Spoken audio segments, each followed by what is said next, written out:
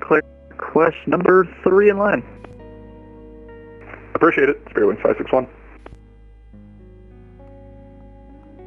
United 622, clearance available, advisory to copy. Hotel Piper for VFR departure to Gillespie with Whiskey, back with you. And United 622, ready to copy.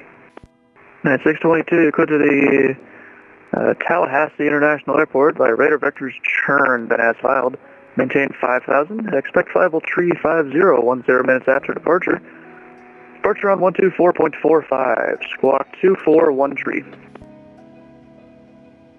Alright, clear to Tallahassee via radar vectors and is filed. Climb to 5,000, expect flight level 350, 10 minutes after. Departure frequency 124.45, squawk 2413, and we are ready for pushback and taxi with Whiskey, United 622. United 622, read back correct, runway 13 right, taxi via Golf, push and start your discretion. Alright, 13 right, and via Golf, pushback our discretion, United 622, thanks.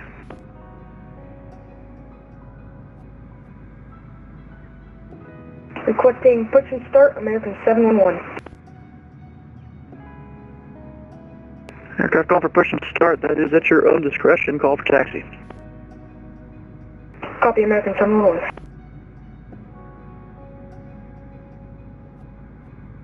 And Southwest 192, clearance available, advisory to copy. Ready. Southwest 192, you're clear to the Dallas-Fort Worth International Airport via the Alamo 3 departure, garbage transition, then as filed. Maintain 5,000, expect flight level 310, 10 minutes after departure.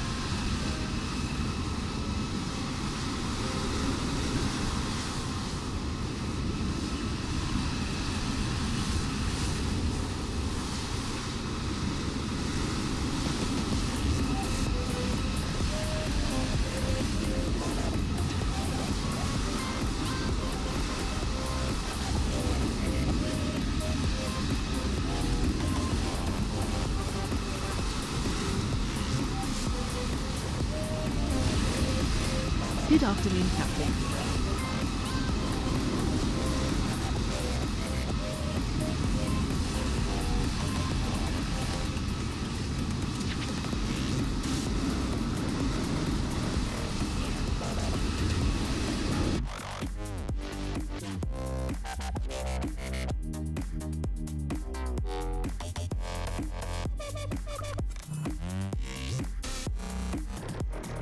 After Romeo. San Antonio ground, Delta 5628 Heavy, IFR to Jacksonville, information whiskey. Delta 5628 San Antonio ground, you go to the Jacksonville airport by radar vectors churned and as filed. Maintain 5,000, expect viable tree 90010 minutes after departure. Departure on 124.45, squawk 2521. Clear direct to Jacksonville via the churn departures in this file. Expect flight level of 5,000. Expect 390 10 minutes after departure. Departure frequency 124.45. Squawk 2521. Delta 5628 Heavy. Delta 5628 Heavy, read back correct. United 622, contact tower on 119.8. 119.8, see you later. United 622. San Antonio ground, Delta 5454 Heavy. Do you want me to call for push or negative? Delta 5454, if you need to push onto Gulf, let me know, otherwise push it at your discretion. Push and start at my discretion, Delta 5454 Heavy, thank you. San Antonio ground, Spirit Wings 561 is at the Bravo gates, ready for taxi.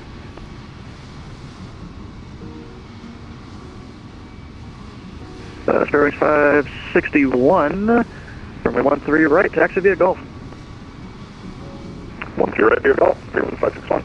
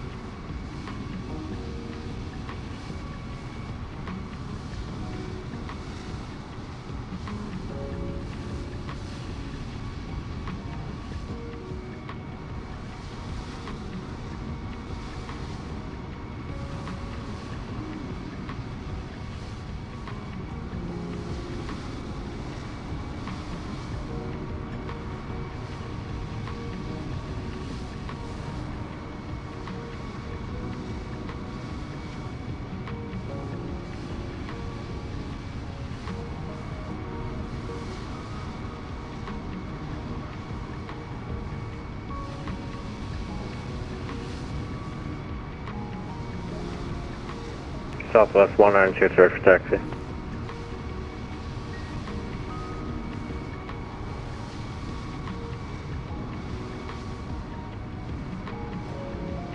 Ground Southwest 192 is ready for taxi.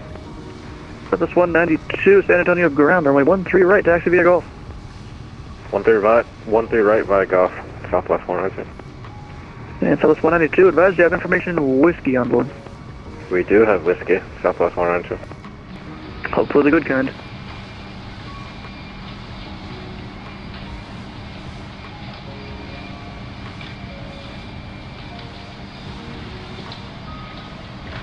And November 906 Hotel, advise when you have information whiskey on board. Ground 906 Hotel has whiskey on board. American 711, ready for taxi.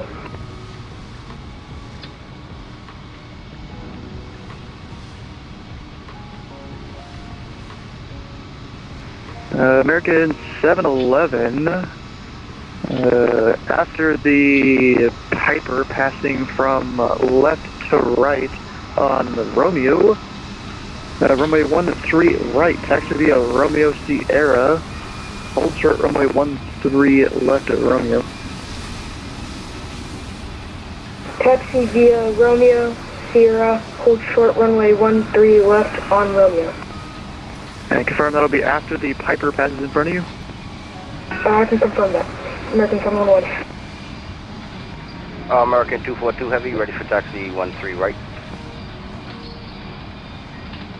American 242 Heavy, San Antonio ground, runway 13 right, taxi via Gulf. 13 right Gulf, American 242 Heavy.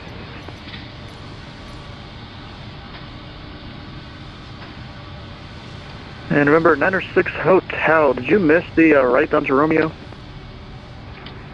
Ground 96 Hotel, that's affirmative. Remember, 906 Hotel, cross runway 13 at left at Delta, hold short runway 13 right at Delta. 93 Hotel, crossing 13 left at Delta, holding short. American 711, make the right onto Romeo, cross runway 13 left at Romeo, hold short 13 right at Sierra. Please say again, American 711. American 711, runway 13 right, taxi via Romeo at Sierra, cross 13 left at Romeo, hold short 13 right at Sierra. Taxi via Romeo, Sierra, cross runway 13 left, hold short runway 13 right at Sierra. And bearings 561, contact tower on 119.8. Cloud over the ground. Over the tower, bearings 561, have a great day. And who else is calling ground? That was me. I was just saying that we're going to need a launch crew after your American just plowed through the ground. Yeah, it seems like this happens a couple times today.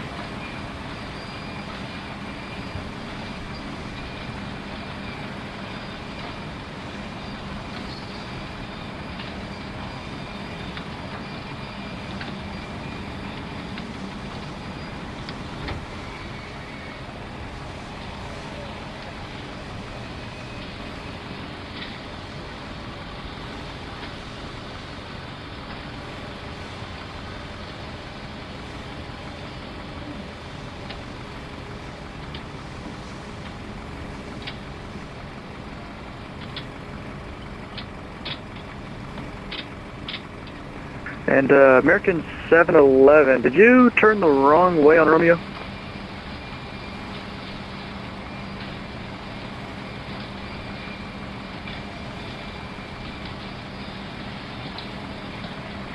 Negative. I'm just now leaving my parking space, American 711. Yeah, just making sure, because my ground map's a little bit off.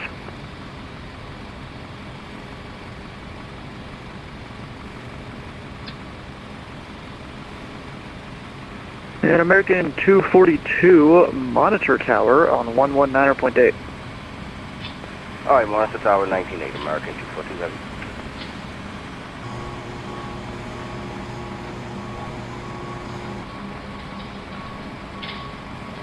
Number 96 Whiskey, cross runway 13 right at Delta, and then make the right onto Gulf.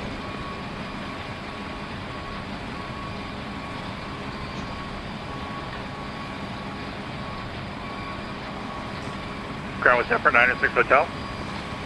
Affirm. 906 Hotel, crossing 13 right and turning right on Gulf.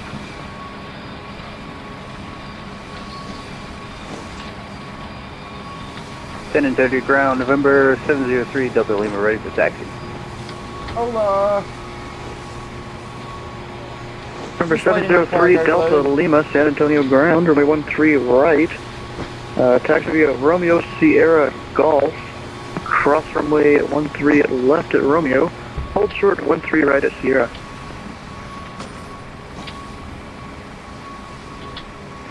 Alright, over to 13 right via Romeo Sierra Golf, cross 13 left at Romeo, hold short 13 right at Sierra, November 3 Delta Lima.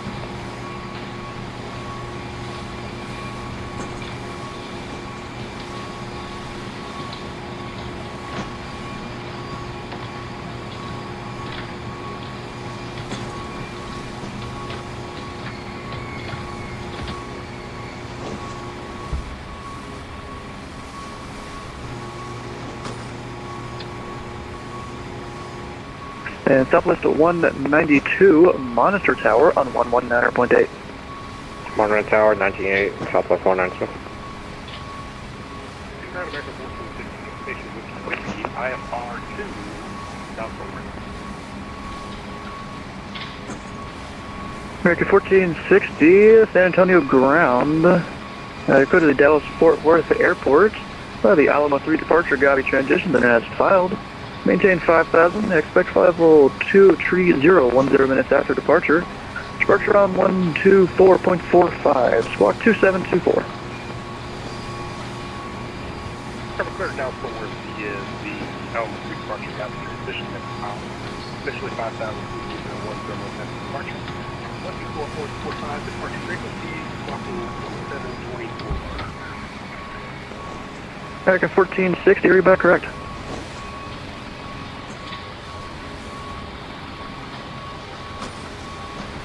And November 906 Hotel, monitor tower on 119.8. Monitoring tower 119.8. Have a good day. Thank you. And potential aircraft this frequency. San Antonio ground will be back in about 60 seconds for a restroom break.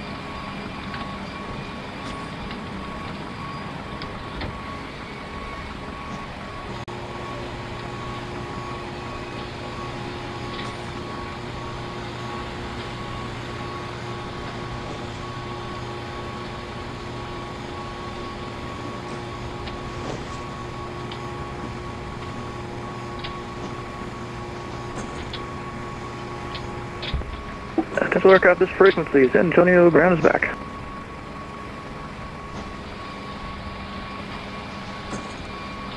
San Antonio ground, Delta 5454 heavy, requesting taxi runway 13 right. Delta 5454 heavy. San Antonio ground, runway 13 right, taxi via Gulf. 13 right by Gulf, 5454 heavy.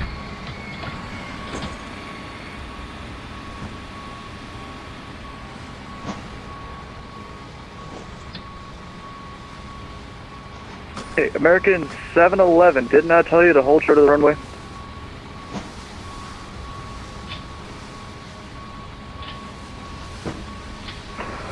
Yeah, that's my bad, American 711.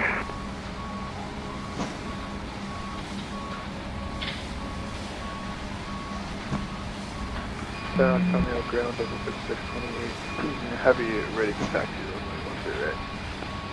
Hey, American 711, next time be a bit more observant of, where runways are, but continue your taxi via Gulf. Continue taxi, American 711. Who else was calling? Delta 5628 heavy, ready for taxi to runway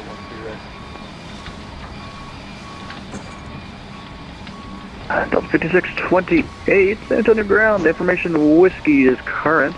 Altimeter 2980, runway 13 right, taxi via Gulf, behind company 787. What is this? What is this? Coming on information whiskey, altimeter 29.80, taxi via Gulf, follow company 787. What is that? And Delta 5454, confirm you have information whiskey on board. We do have whiskey on board. Sorry, I forgot to call that one out. American 711, contact tower on 119.8. Contact tower on 119.8. Alright, just kind of looking at our route, guys. Leaving 13. Actually, And November 3 Delta Lima, make sure you hold short 13 right, unlike the guy that just crossed before you. We'll be holding short 13 right. November 3 Delta Lima.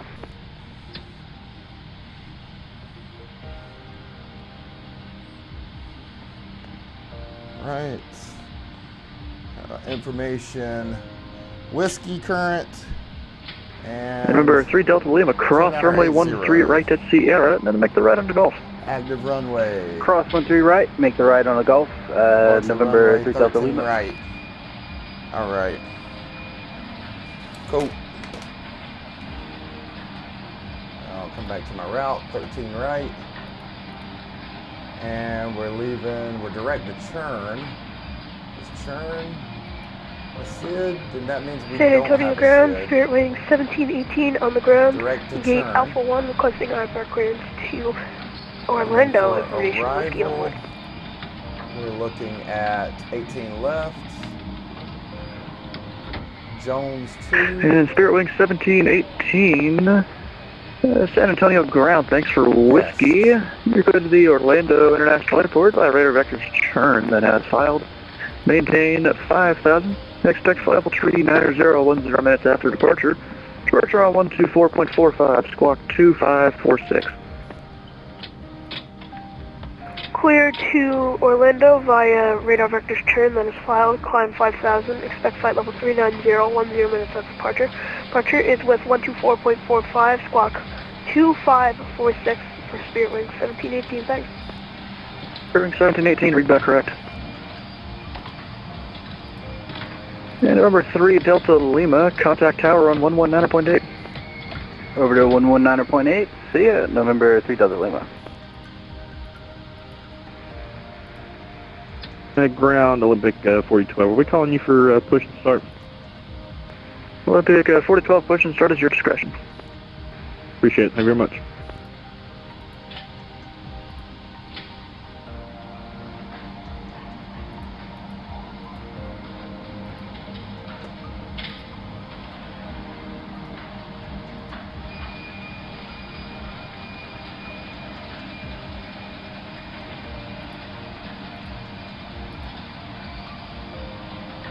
Just gonna put in a little bit of performance data. First flight sim, first officer. Do you not have a thing to do that for you? I did. And Delta 5454, contact tower on 119.8. It's imperfect. Tower on 119.8. See It ya! does some things, but not all things.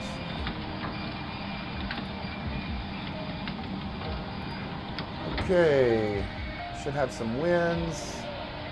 Let's check our climb, looking good. Our cruise, looking good.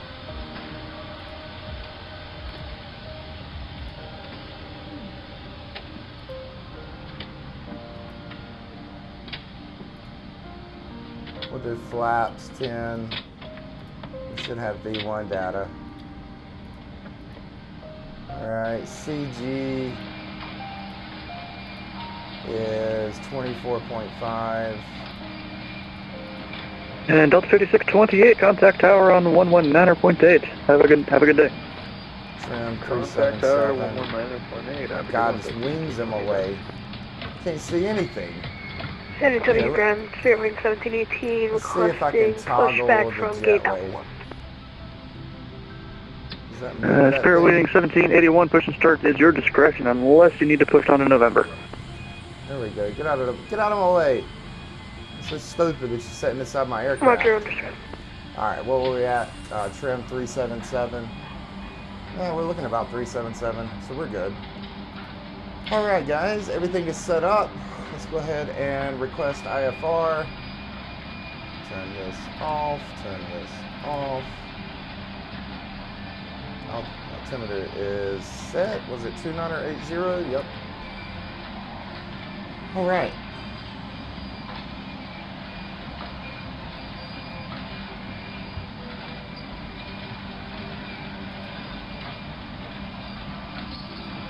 San Antonio ground, FedEx 1465. We got whiskey on board, requesting IFR to Charlotte.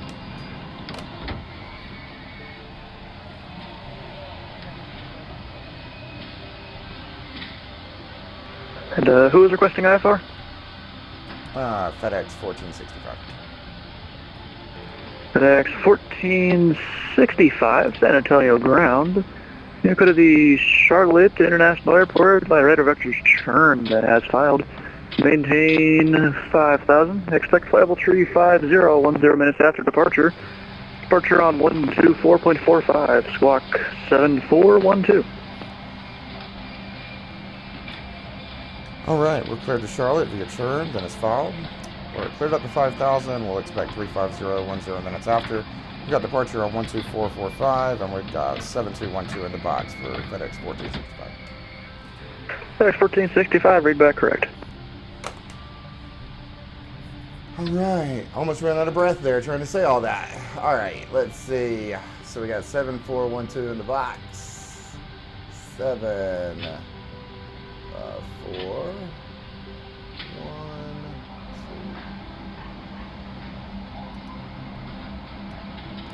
Alright. So we're going to go ahead and do our pre-flight. Pre-flight checklist.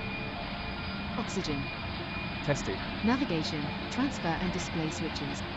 Normal and auto. Window heat. On. Pressurization mode selector. Auto.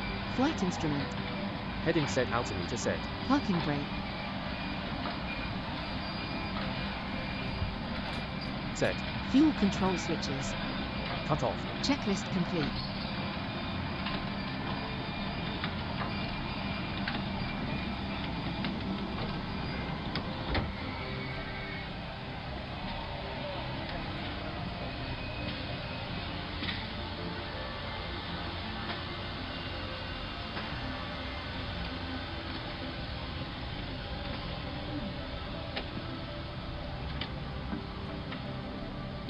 Captain, we're all set down here. The manifest was transferred and should be available on your EFB. San Antonio ground, Spirit Wing 1718, ready for taxi, information whiskey on board. And Spirit Wing 1718, San Antonio ground, runway 13 right, taxi via November Golf. 13 right via November Golf for Spirit Wing 1718, thank you. San Antonio ground, American 409, request IFR clearance Chicago O'Hare with information whiskey.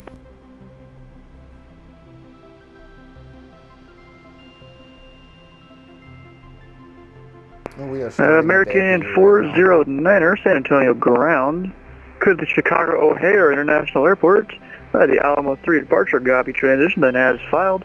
Maintain 5,000. Expect flight level 350, 10 minutes after departure. Departure on 124.45, squawk 2703.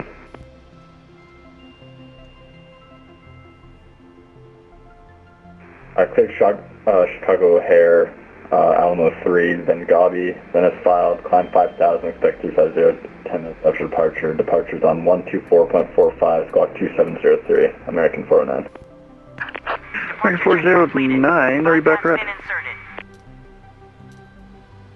Antonio ground, Olympic 4012. We had a bad pilot moment here. Can we request our squawk code again?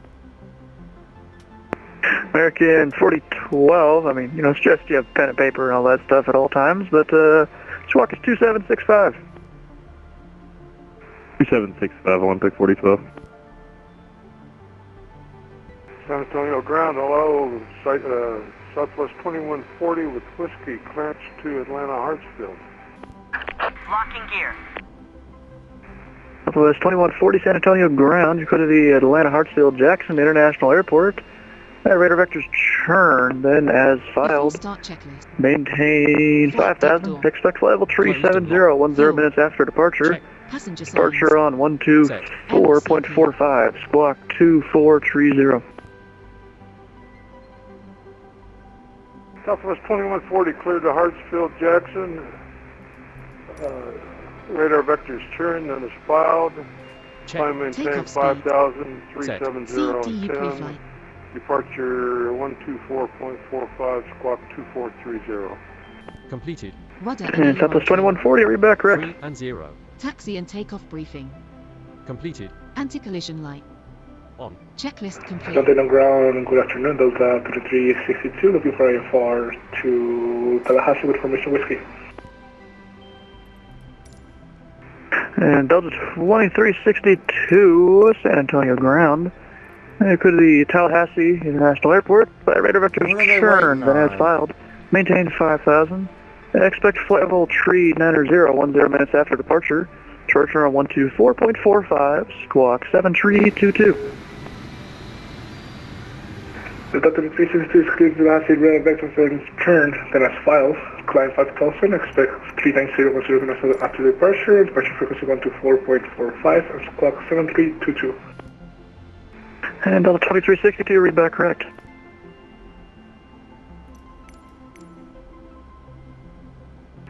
Olympic 4012 looking to taxi over to 13 right with whiskey. Olympic 4012, thanks for information, whiskey. Runway 13 right, taxi via November Golf. What are we waiting on, GSX? November Golf 13 right, Olympic 4012.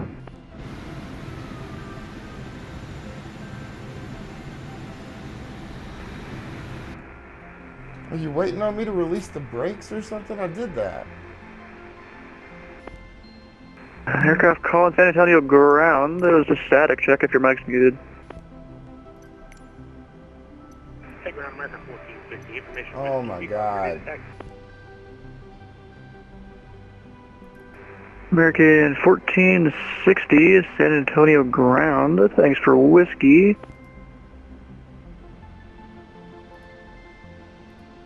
Runway 13 right, taxi via Golf. Go ahead. We're ready for pushback. Set parking brakes. San Antonio ground, this is November 450 Hotel Alpha requesting IFR clearance to Houston International Airport. And remember, 405 Hotel Alpha San Antonio ground. You're cleared to the, actually, standby one. Standing by Hotel Alpha.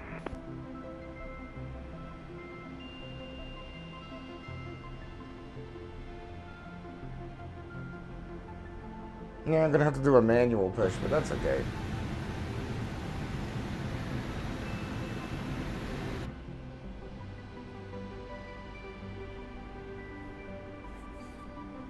Steering inserted. Release parking brake.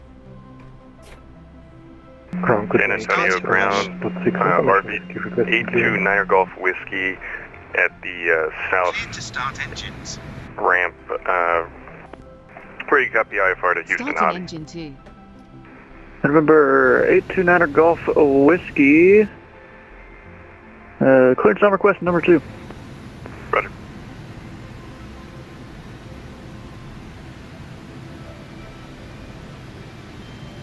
Ground, Columbia Airlines, spot 6.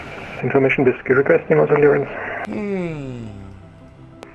Caleb 09 San Antonio ground, clearance on request number 3.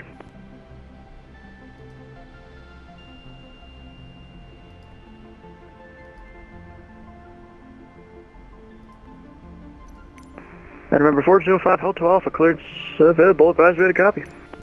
I think these air stairs are like hooked to That's a me. copy, November 450 Hotel. So is the GPU. Number 450 Hotel Alpha, you're cleared to Can't get the GSX to open. Houston Intercontinental Airport. Via radar vectors to churn. Maintain 5,000. Expect flight level 210 minutes after departure. Departure on 124.45, squawk 4216. This is Houston International Interconnection Airport. Radar vectors to turn. Climb to 5,000. Then flight level 210 minutes after departure. Departure frequency 124.45, squawk 4216, Hotel Alpha. And American 14.6 is an aircraft to about your 12 o'clock. Does it look like you're gonna hit them at all?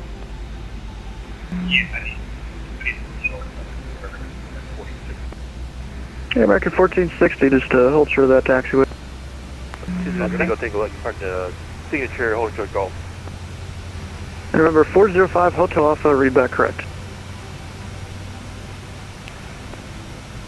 And remember, Yeah, no matter what I do, I Delta can't get 1168 GSX to IFR restart. Jacksonville. That's Tango Tango Alpha Golf, holding short golf, like parking at signature. Would you like signature north or south? Signature south for Tuesday Tango Tango. And remember, number 203 Golf Tango, taxi to parking by Alpha Golf, Engine 2 cut out. All engines Victor. stable. Alpha Golf Victor, Tuesday Tango Tango. There we go. And American GPU's still 1460, you can proceed once that citation gets moving. Roger that, American 1460, he's moving out. And was there someone calling for clearance? San Antonio ground, Delta 1168, clearance IFR to Jacksonville. Delta 1168, There we go. San Antonio ground clearance on request number 3. San Antonio ground, November 2386, Kilo requesting VFR to the northeast.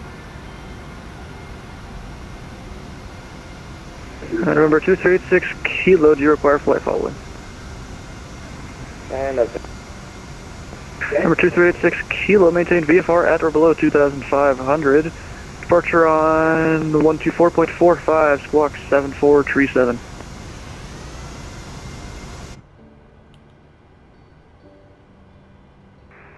VFR below 2,500, departure is 124.45. Can't stop the pushback. It went back to GSX. Number 2386 Kilo. Number 236 Kilo, read back correct. Waiting your confirmation for a good engine start. November 921 Kilo, San Antonio ground clearance on request number 4. I can't tell them for a good engine start because I have no GSX. And KLM 9er, clearance available, advisory to copy. Alright, for KLM 9er, you're cleared to the Houston Intercontinental Airport by radar, or via the Tango Hotel X-Ray 4 departure. Tango Hotel X-Ray transition, I gotta actually look up what that one is. Maintain, or then as filed, maintain 5,000, expect flight level 270, 10 minutes after departure. Departure on 124.45, squawk 4752. Auto. Engine start switches. Continuous. I don't know if these guys are going to get out of my Tango way. Hotel X-Ray 4 departure and transition. Initial climb 5,000, 270, 10 minutes after. Squawk is 4752 and frequency is 12454 km/h. Full right. Full back. KLM 9er, read back correct. Rudder full right. Check. Ground equipment. Clear. Checklist complete. And American 1460, contact tower on 119.8. 19.8, American 1460, we'll see. Olympic 4012, contact tower on 119.8. We're tower 119.8. Yeah. Sparrowwing 1718, after the Olympic, contact tower 119.8. How much does this suck, guys? Sparrowwing 1718. I can't move out of the way. Sparrowwing 1718, contact tower 119.8 after the Olympic. Yeah, this sucks. Contact tower They're after stuck. Olympic for 1718. San Antonio American 49, we're ready to taxi. We're at Gulf 2 right now. Central aircraft, this frequency, information X-ray is now current, wind variable at 3, altimeter 2978. Try to just back up off of this pull tug. Or this tug. I can't. American I'm 409, runway 13 right, taxi via Gulf. Come on. Taxi via Gulf, American 49. How do I restart GSX? And who else was guys? calling after the American? November 2362, ready to taxi with X-ray. November 2386 Kilo, runway 13 right, taxi via Romeo, Sierra, Golf, cross runway 13 left at Romeo, hold short of runway 13 right at Sierra. 13 right this via sucks. Romeo, Sierra Golf, cross 13 left at Romeo, and hold short of 13 right at Sierra, Norman 2360. Does anyone know how to restart GSX? Ground Olympic City 187, taxi 13 right, whiskey. Olympic 5187. San Antonio ground, runway 13 right, taxi via November Golf. November Golf 13 right, and we'll, sorry about that, we have X-ray for Olympic City 187. And American 409, confirm you have information X-ray on board. You got X-ray, American 409. San Antonio ground, Southwest 2140, B terminal, taxi with X-ray.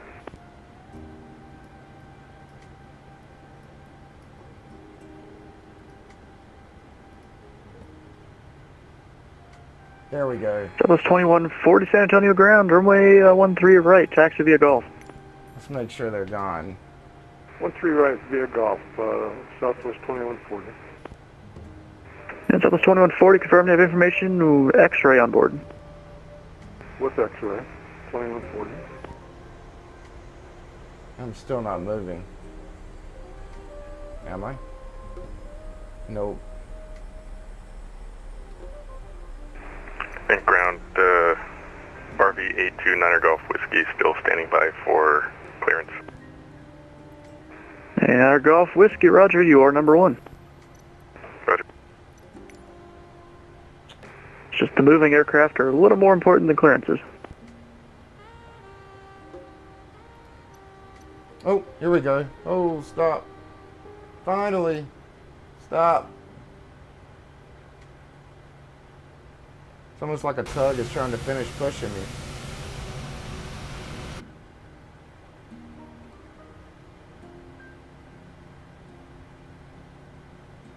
Stop. Ground KLM 9 on spot 6, we are ready to taxi. KLM 9er, runway 13 right, taxi via Golf. 13 right via Golf, KLM 9. Ground Olympic City 187. I see an aircraft right in front of us. I don't know if that's a glitch or if that's an actual aircraft. It is here to stop on the taxiway. Which... Olympic 5187, there is no one in front of you. I'd recommend you turn off any kind of AI aircraft or anything like that you have. Yeah, it's already off. That's what I thought. It's just a glitch. Sometimes that happens. Thank you, Olympic 5187. American 409, contact tower on 119.8. 119.8, American 409. Let me see if I can just move out of this spot. I can't. I have no rudder control. Wow. Come on, GSX.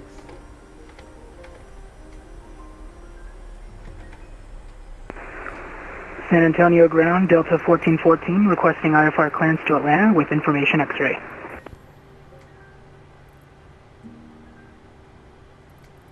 Aircraft, call in, say call sign again. Delta 1414. Delta 1414, the Delta call sign is usually Delta Alpha Lima, so if you could reconnect and refollow your flight plan, that'd be great.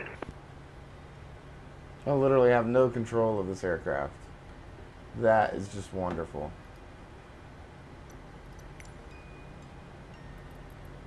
Customize airport positions. Oh no, I don't want to do all of this. And November 9er Golf Whiskey, there's a route there in the text chat. Check that out and advise if you're able to accept that routing. Select parking. Stand by 1, 9er Golf Whiskey. Just warp me there. Oh my god. Hey, Delta 1168, clearance available, advise ready to copy. Ready to copy, 1168. Delta 1168, you're clear the Jacksonville International Airport by radar vectors churn, then as filed. Maintain 5,000. Expect flyable tree 7010 minutes after departure. Departure on 124.45, squawk 7472. And Delta 1168 clear to Jacksonville Airport, radar vectors to churn, then as filed. Climb and maintain 5,000, 370 in 10 minutes. Departure 124.45 and squawk 7472. This game sucks sometimes, guys. And Delta 1168, read back correct. I literally hate this. No, and KLM 9er, contact tower on 119.8. To the tower 119.8, KLM 9er. Southwest 20. It's nothing to do with Flaps Vatsim. up. This sucks.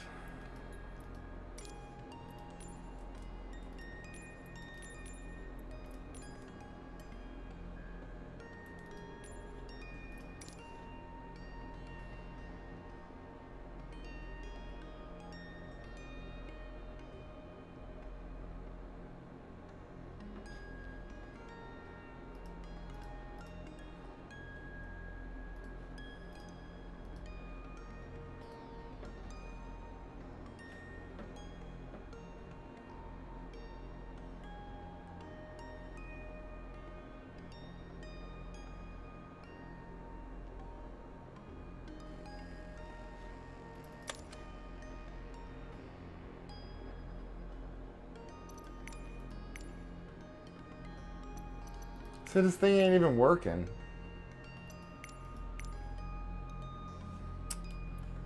I'm gonna have to restart this whole thing.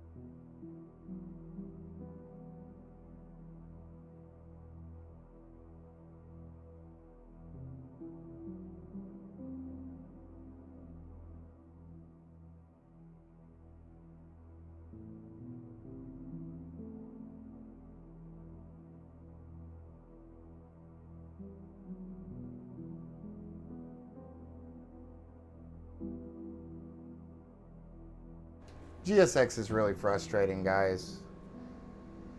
It's a great system, but when it screws up, it screws everything up.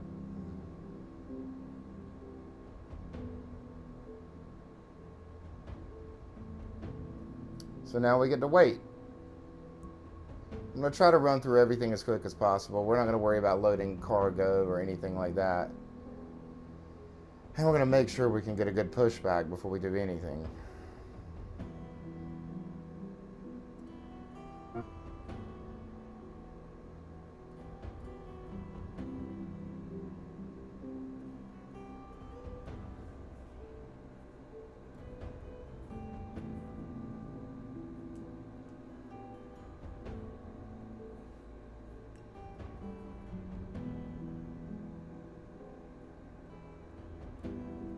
crazy.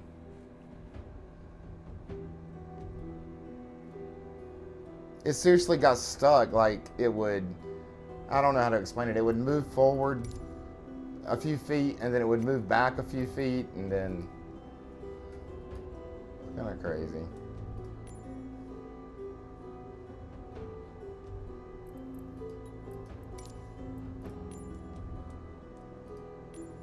Actually, let's go down to one of these. Actually, that's a GA. Here we go.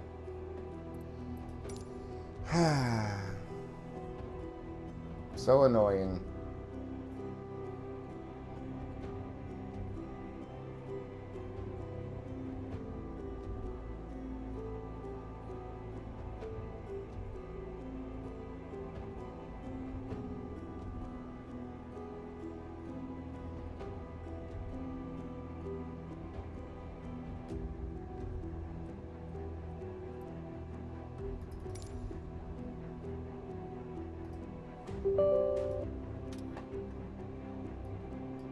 And you know what? We're not even going to do anything in GSX.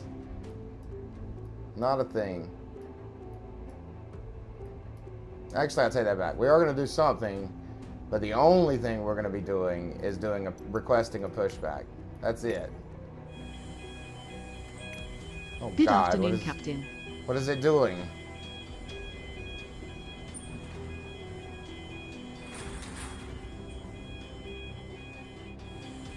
Alright guys, we're going to try to run through this as quickly as we possibly can. It scares me. I don't want her to really do anything. Just leave me alone. Leave me alone. Alright. Actually, I don't even really want to touch anything in there. Plus, I have to wait for her to set up the FMC. Let's see. Let's connect back to Vatsim. Where were we at? 1219, I think. Level 35010 minutes after departure. Departure on 124.45, squawk 2551. Number 92 Jet. Clear to Tallahassee Regional Airport, via radar vectors turn, then as followed, we'll maintain 5350 on 10, departure 245, squawk 2551, that is link here. 921 Kilo, read back correct. And does anyone else on the field of San Antonio need clearance? Nope. Mountain of ground, good evening. It's gonna be a negative. I just need a pushback. Can I get that? Just a pushback to work? Is that radio check or were you calling for clearance? It's just radio check. Okay, I'm hearing you like 3x3, you're a bit quiet and there's a bit of static. Good evening, good afternoon, mate. Southwest 2894 will take clearance while you're available. We're looking for IFR to Chicago. We've got information, X-ray. Southwest 2894 San Antonio ground. You're cleared to the Midway Airport by the Alamo 3. Departure, Gabi transition, then as filed, maintain 5000. Expect flight level 37010 minutes after departure. Departure on 124.45, squawk 2742. Cover that, Southwest 2894, clear to Chicago by the Alamo 3, Gabi transition, climb by the SID 5000, expect 37010 minutes after departure, squawking 4742, departure frequency is 124.45, Southwest 2894. Those 2894, it's just climb maintain 5000, it's not climb via SID. And repeat the squawk again. Copy that, climb 5000 and we're squawking 4742. And so it's 2894 negative, it's 2742. 2742, copy that, 2894. 2894, read back correct. Sentinel ground, Delta 2362, ready to taxi, we have X-ray.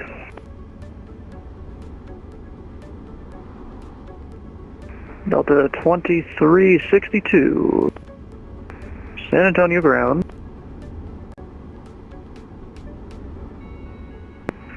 runway 13 right, taxi via Golf. 13 right via Golf, safe 2362. San Antonio, ground November 829er Golf Whiskey is ready to taxi. November 829er Golf Whiskey. Safe position on the field? I'm at the standby. 829er Golf Whiskey, yes, I see where you are.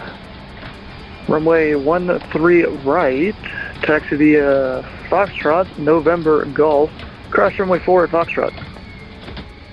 Right, runway 13 right at Foxtrot, November Golf, and cross runway 4 at Foxtrot, November 9er Golf Whiskey. November 9er Golf Whiskey, advise you have information X-ray on board. And we got X-ray November 9er Golf Whiskey. And on a jet to 1 Kilo 8 taxi short, Romeo. And November 21 Kilo, runway 17 right, taxi via Romeo Sierra Golf. Cross runway 13 left at Romeo, hold short 13 right at Sierra. Romeo Sierra Golf. You got developing, I'm sorry. It's Romeo Sierra Golf. Cross runway 13 left at Romeo, hold short runway 13 right at Sierra. Romeo Sierra November, hold short 13 right at Romeo, and cross 13 right at Sierra. No, it's hold short, or no, cross runway 13 left at Romeo, hold short runway 13 right at Sierra. Cross 13 left at Romeo, hold short 13 right at Sierra. Should be available on your EFB now. So 1713 request FSRealistic to Orlando with the X-ray inbound. Delta 1168, contact tower 119.8. 19.8, Delta 1168. And who is the Southwest calling for clearance? Southwest 1713. Southwest 1713, clear to the Orlando International Airport by the Alamo 3 Gabi transition, then as filed. Maintain 5,000, expect flight level 370, 10 minutes after departure. Departure on 124.45, squawk 6670. Clear to Orlando via Alamo 3 departure, Gabi transition, expect flight level 370, 10 minutes for departure. Climb and maintain 5,000, squawk 6670, and departure frequency is 12445. And Delta 1713, read back correct. And American 457, did I ever give you clearance?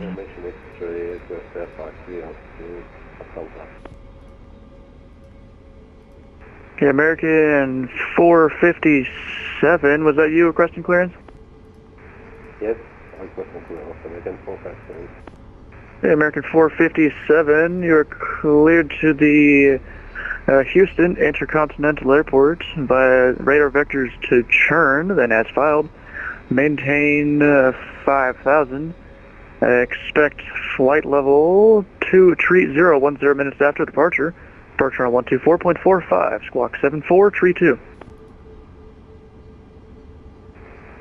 So, yes, flight level 230 and 5,000 initial and squawk 7432, American 457. American 457, are you back correct? San Antonio ground, November 172 Bravo, requesting VFR southbound departure. November 172 Bravo. San Antonio ground, do you require a flight following today? Oxygen. Negative. Tested. Navigation. Transfer. And you said it's VFR to the south? VFR to the south, November 172 Bravo. On. Pressurization mode selector. Auto. Flight instrument. Heading set, altimeter set. Parking brake. Number 172 Bravo, maintain VFR at or below 3,000. Checklist departure on 124.45, squawk 7436. VFR at or below 3,000 feet, departure on 124.45, squawk 7436, November 172 Bravo. November 172 Bravo, read back correct. San Antonio ground, good afternoon. Delta 5592 with you at spot Bravo 3 with X-ray on board. Requesting, if possible, IFR clearance to Jacksonville International at 5. Hopefully this goes well. And Delta 5592, clearance on request, number 1, standby. 5592. And Delta 2362, contact tower on 119.8. 119.8, Delta 2362. November 9er Golf Whiskey, contact tower 119.8. Contact tower 119.8. Good day, Niner Golf Whiskey. Hello, ground Delta 26, requesting IFR over to LA with access, please. Delta 26, San Antonio ground, clearance on request, number 2, standby. Locking gear. San Antonio ground, TBM 384, Mike Echo on the ground at Millionaire with X-ray, ready to copy IFR over to Gulfport. TBM 384, Mike Echo, San Antonio ground, clearance on request, number 3. And Delta 5592, clearance available, advise ready to copy. Ready to copy, sir, 5592. Delta 5592, you're clear to the Jacksonville Airport. Radar vectors to churn. Maintain 5,000. Expect flyable tree 0 minutes after departure. Departure on 124.45, squawk 2735. San Antonio ground is clear, the Delta 5592 to Jacksonville International. Radar vectors to Churn, expecting 5,000 initially, then 330, 10 minutes after departure. Departure frequency is 124.25, sorry, and we will respond on 2735, 5592. Check. Takeoff speed. And Delta 5592, read back correct. Pre-flight. Call you for pushback and start, sir. 3 and 0. Taxi and takeoff briefing. Completed. Anti-collision light. On. And negative, push and start at your discretion. Thank you, sir. Then call you for taxi, Delta 5592, thank you. San Antonio ground, November 172, requesting taxi to the active. Number 172 Bravo, runway 13 right, taxi via Romeo Sierra Golf. Cross runway 13 left Romeo, hold short 13 right at Sierra. Copy, taxi to 13 right at via Romeo Sierra. Taxi to and hold short 13 right at Romeo Sierra Golf. Cross 13 left via at Romeo, and hold short 13 right at Sierra. And remember 21 Kilo, confirm you have information X-ray on board. We have X-ray on board. And remember 72 Bravo, confirm you have information X-ray. We have information X-ray, November 172 Bravo. Starting engine 1. Houston ground, San Antonio ground unit 2245 at Bravo, terminal testing IFR to Houston, we have X-ray. And remember 21 Kilo, cross runway 13 right at Sierra, and then make the right on Golf. Cross 13 right at Sierra, right on Golf. Is there any way we can get 13 right at Sierra, San Antonio?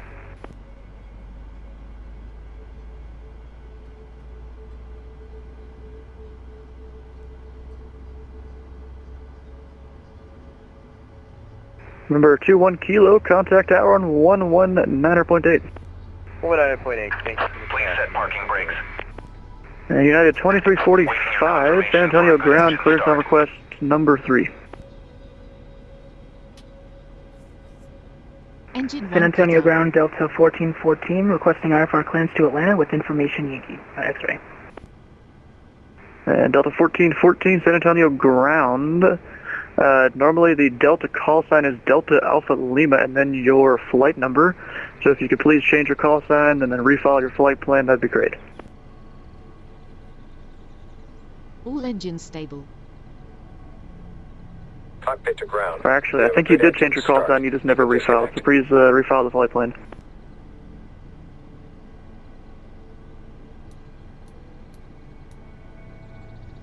And Delta 26, clearance available, advise ready to copy. Ready for copy, Delta 26.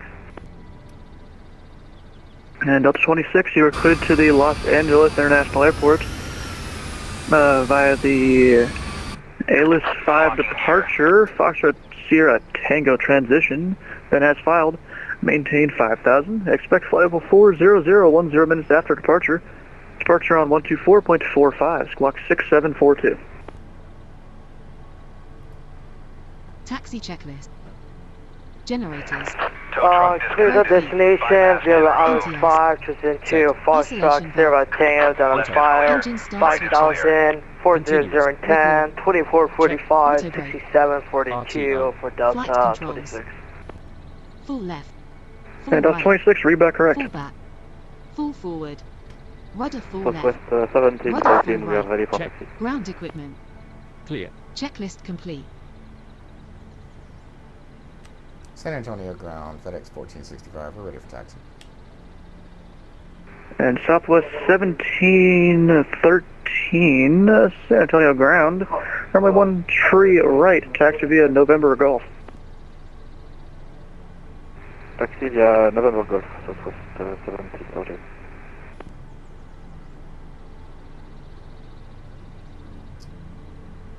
Let's go.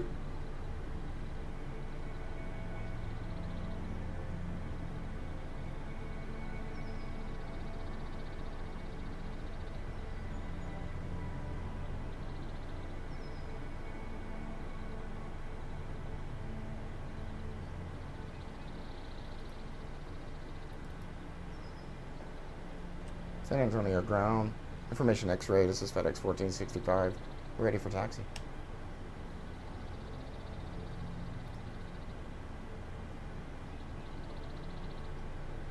And FedEx 1465, say location on the field.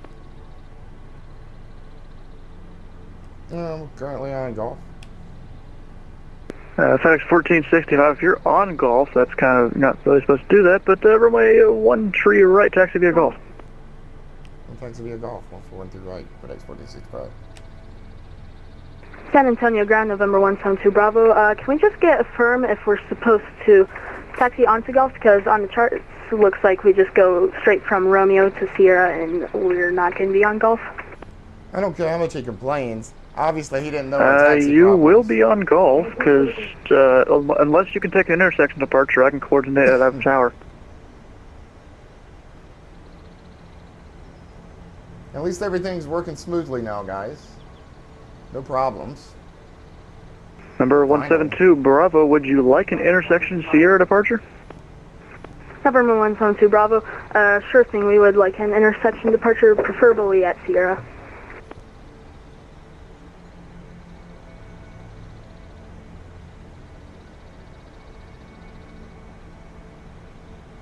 Such a headache to get out of here, guys. Number 172 Bravo, runway 13 right at Sierra.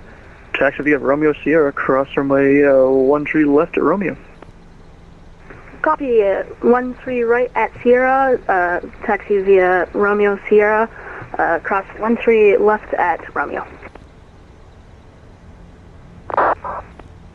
San Antonio ground, hello, American 269ers. Information extra on board, requesting IFR clearance to Phoenix International Airport.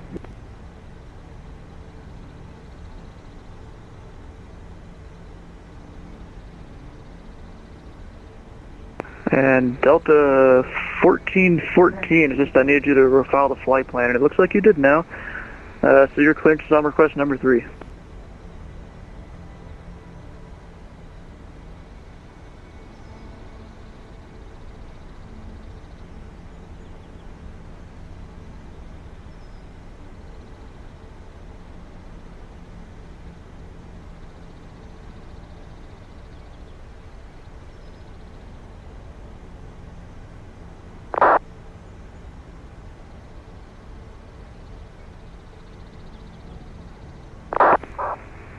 San Antonio ground, hello, American 269 with you, information X-ray on board, requesting IFR clearance to the Phoenix International Airport.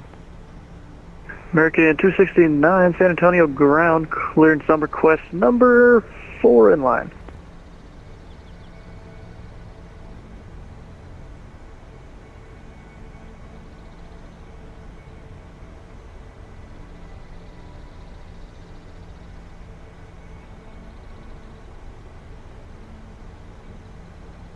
And FedEx 1465, contact tower 119.8. Heading over to 19.8, FedEx 1465. Alright, 2445.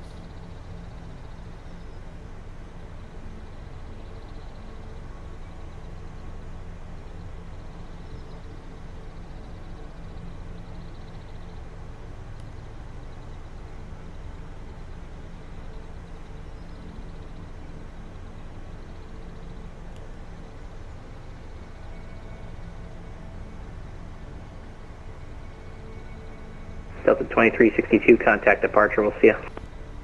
After departure, 2362, have a good day.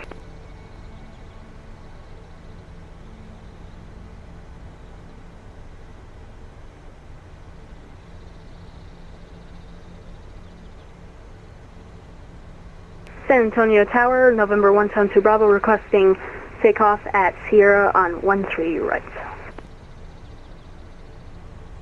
Cessna 172 Bravo, San Antonio Tower, hello, hold short 13 right at Sierra for now. Hold short 13 right.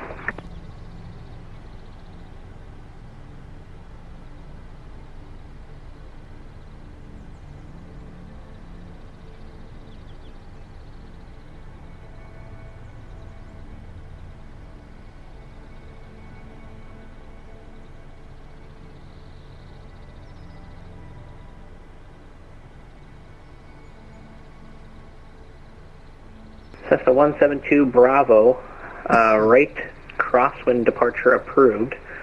Runway 13 right at Sierra, cleared for takeoff. Clear for takeoff 13 right at Sierra.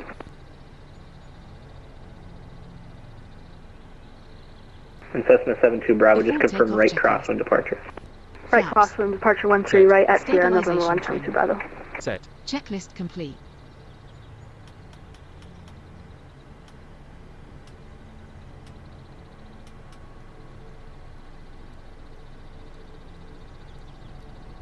San Antonio Tower, just letting you know, FedEx 1465 ready for takeoff.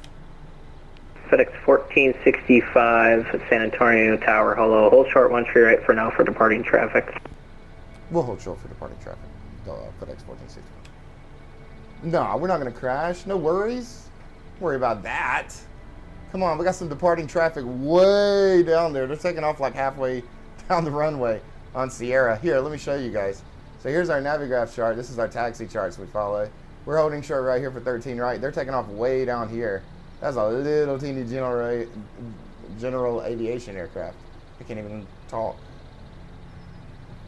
Little guy. FedEx 1465, runway 13 right, line up and wait, traffic departing downfield. We'll line up and wait for 13 right, FedEx 1465. Alright, let's go. Just gonna line up and wait, guys. We're not gonna take off.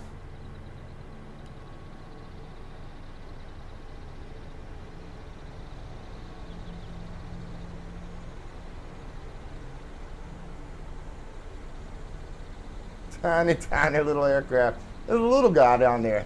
A little teeny guy.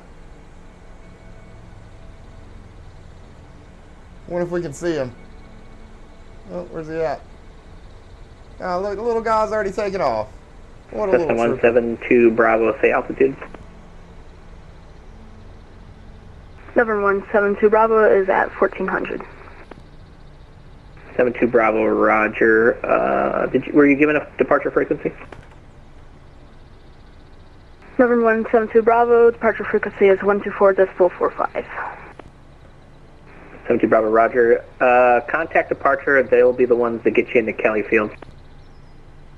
Copy, we'll contact departure. Can you please repeat last, before, or after, I mean? Your arrival into Kelly Field, SKF, he'll help you into there, so just contact departure, he'll get you over there. Copy, we'll contact departure 172 Bravo. FedEx 1465 on departure fly runway heading, runway 13 right, clear for takeoff.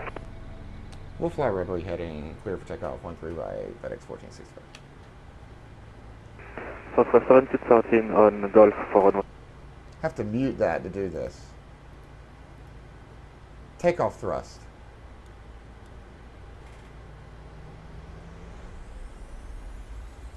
Thrust set.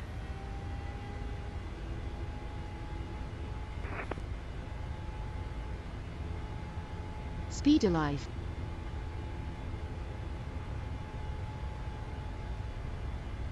$80 knots.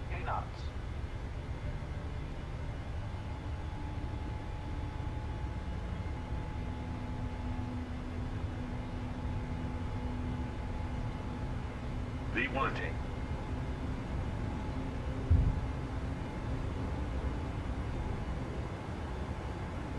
Positive rate. Gear up. Gear up. Flaps up.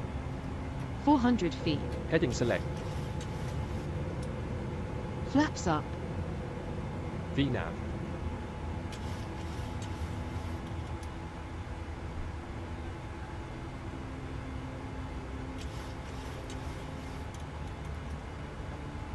Acceleration altitude. FedEx 1465, contact departure, we'll see you. Heading over to departure for FedEx 1465. Have a good day. San Antonio departure, FedEx 1465 with you. We're passing 3,000 for 5,000. FedEx 1465, San Antonio departure, radar contact, climb and maintain 13,000, Cledirect churn. Direct the churn, we're going up to 13,000, FedEx 1465.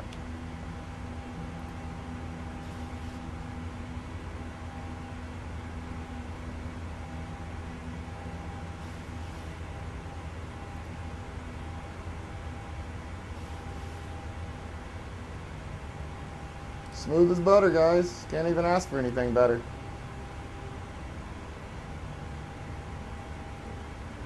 After takeoff checklist. Engine bleed. On. Hat. Auto. Landing gear. Up and off. Flaps. Up no light. Checklist complete.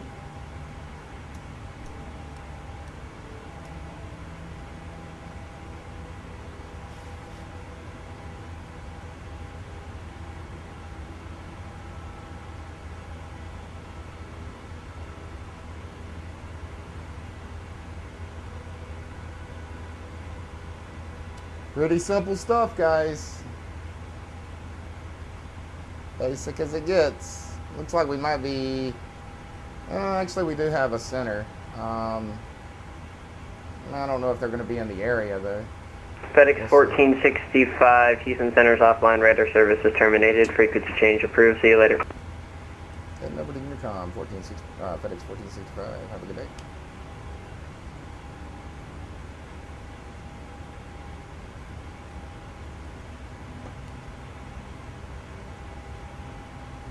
Alright, let's check charts and make sure that we can climb however we wish.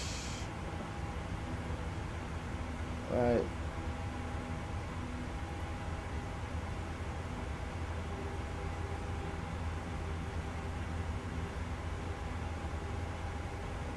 Yeah, there's no altitude restriction. So we're going to go ahead and climb to our cruise, which is going to be 35,000.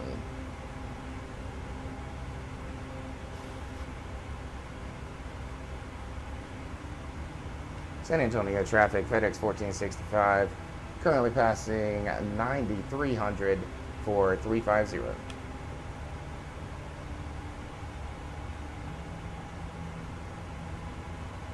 Doesn't get much easier than that, guys.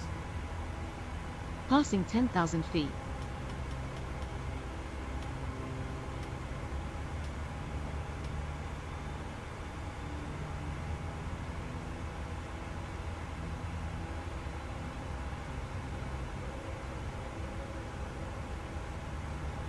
Yeah, let's see if we do have any controllers online today.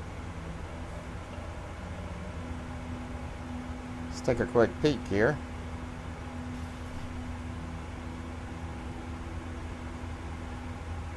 There were some controllers on, but not anymore.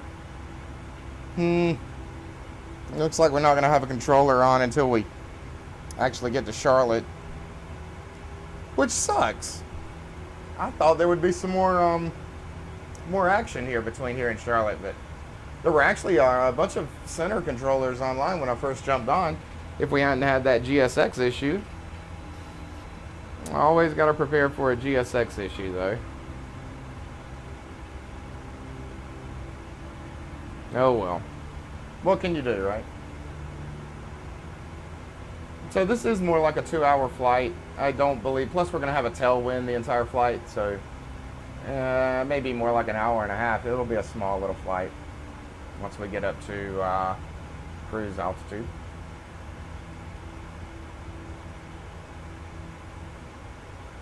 Might hop on mid-flight. Oh, that's true. Yeah, you never know. Always prepare. But I'll tell you what, guys. I'm going to go ahead and take a small break. Really quickly, though, before I do. You know, I really do like such a beautiful game. I really do like GSX. So I don't want you guys to think I hate it, but... And I am running the latest version of GSX. But when it screws up and you're on Vatsim and you're like taxiing into other aircraft, that's not cool. You know? That is most definitely not what's up. But either way, I'll be right back.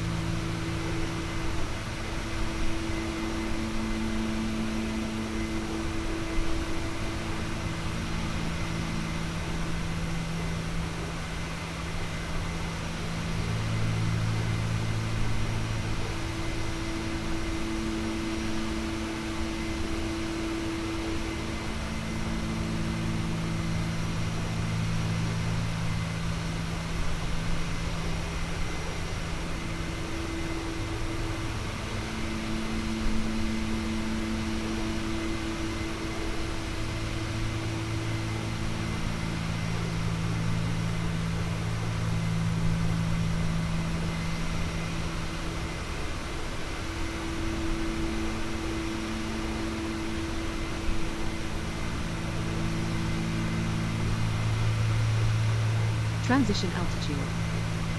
Check.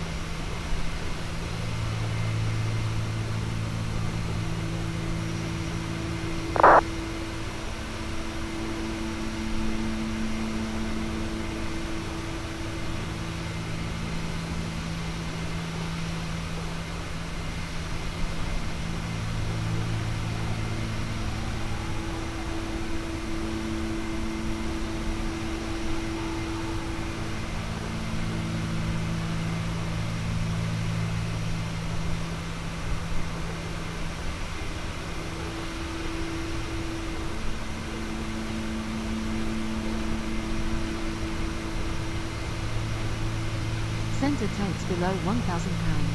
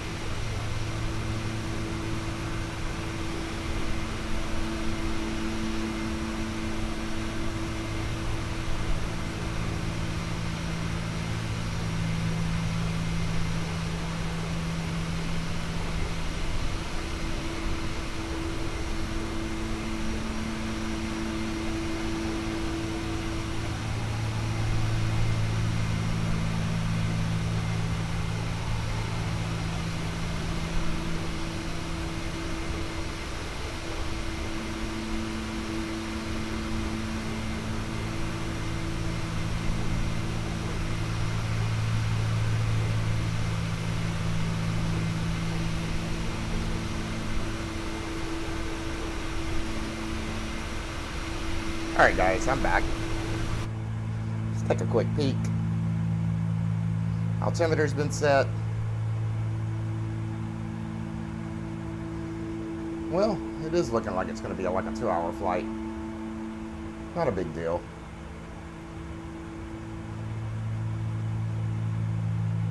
Not a big deal. I love the 737. I don't care how pretty the 787 is. I don't care how nice and smooth the Airbus lands. There's nothing like the 737. It is the epitome. Hello. It is the epitome of just the perfect aircraft. Look at that yoke. That's so iconic. Look at this thing.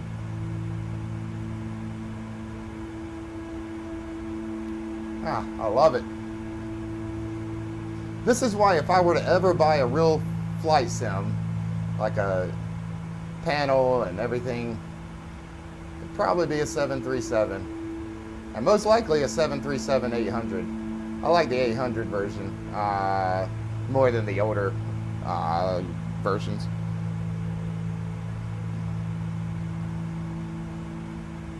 But yeah, this thing's just beautiful. And PMDG really did a great job. This thing's just beautiful. Can you walk through the... I don't think you can. But we're going to try to see if we can walk through...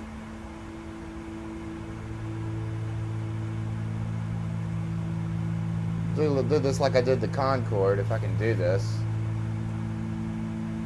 Alright, sideways. Oh, back up.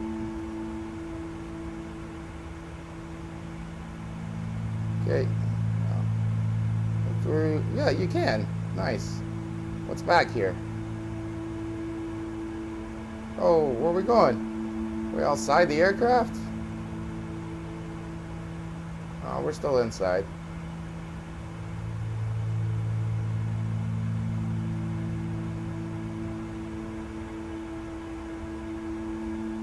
Ah, this is as far as it'll let you go. Well, that sucks.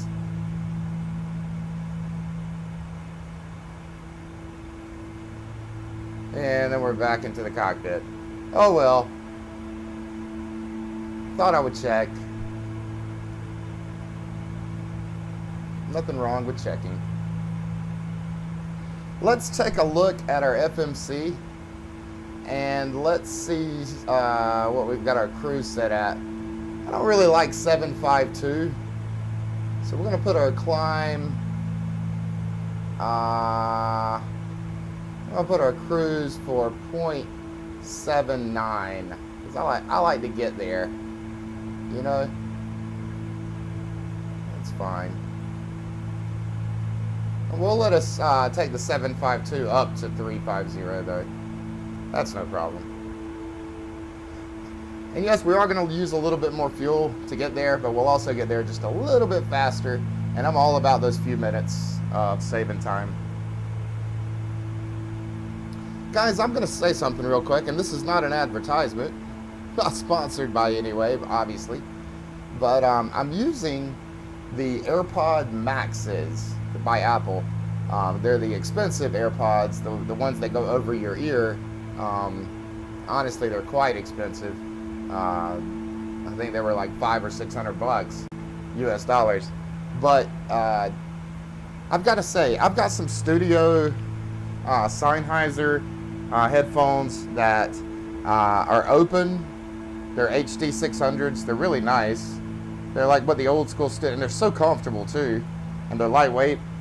And I've got that plugged into a shit Jotunheim. I'm not lying. That's the name of the company. SCHITT. A shit Jotunheim. It's a preamp, and that's feeding into a DAC into my audio interface. But what it does is it produces fully balanced audio. And honestly, guys, I do music production a little bit, and if you're going to do music production, you need high quality audio monitoring, and that's what this provides. And honestly, in the very beginning of streaming, I was using that, and it was sounding perfect. All the audio was sounding just great. But maybe a month ago, 2 months ago, I bought these AirPod Maxes, and the whole idea behind this was, yeah, the Sennheisers are nice, but what if I could eliminate the cable? Because obviously it has an actual XLR cable that plugs into the amp, so it's not headphones that have the old mini jack. It's got an actual XLR cable for balanced audio. But what if I could eliminate that cable and you know, still get some high quality audio?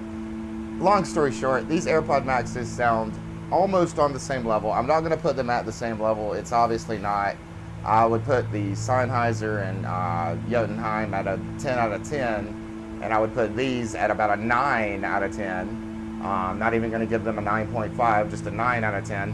But and they're heavier. I'm at Sugarland. I'm not sure. You sound like you're pretty far away. But shit, Jotunheim. Here, let me spell it.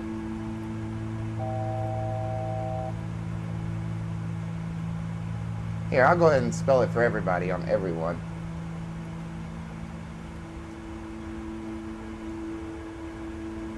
Now, I might be mispronouncing or misspelling the Jotunheim, but that's how it's pronounced. I don't even know if they sell them anymore. And if they do, they're probably not as expensive as when I bought them. Your flight crew will be making their way through the cabin with complimentary drinks What are you and talking snacks, about? This as is a well cargo. as meals and alcoholic beverages for purchase with a valid credit card. Here it is. Now, I don't have the cool black one. That does look really cool. I like that enclosure. I have the old gray one. I have this one. But you see, it has this is what I have my Sennheiser HD 500s. And this is not expensive. I paid double this. Is this right? I bought it with the DAC. Okay, that jacks it up. 115 voltage, USA plug, and finish, black. Are they all the same cost? Oh, the silver's a little bit more expensive. Why? I want the black. Why is the silver more expensive? Sugarland traffic, can be 12 527 in short time 17 Sugarland. I swear I paid $800 for mine, but I bought mine like 5 years ago. But yeah, this is what it is. It's really nice, guys. If you look at the back, you've got fully balanced audio in, audio out. A balanced line is when you can plug it into this XLR versus these lines. So this is a really powerful guy. It's not a tube amp, it's still a solid state amp, but really nice. And it's actually really good price compared to what I bought it for. And then if we look at my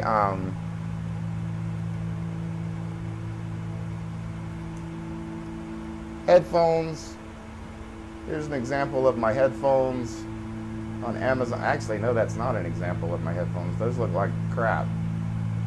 Where do my headphones go?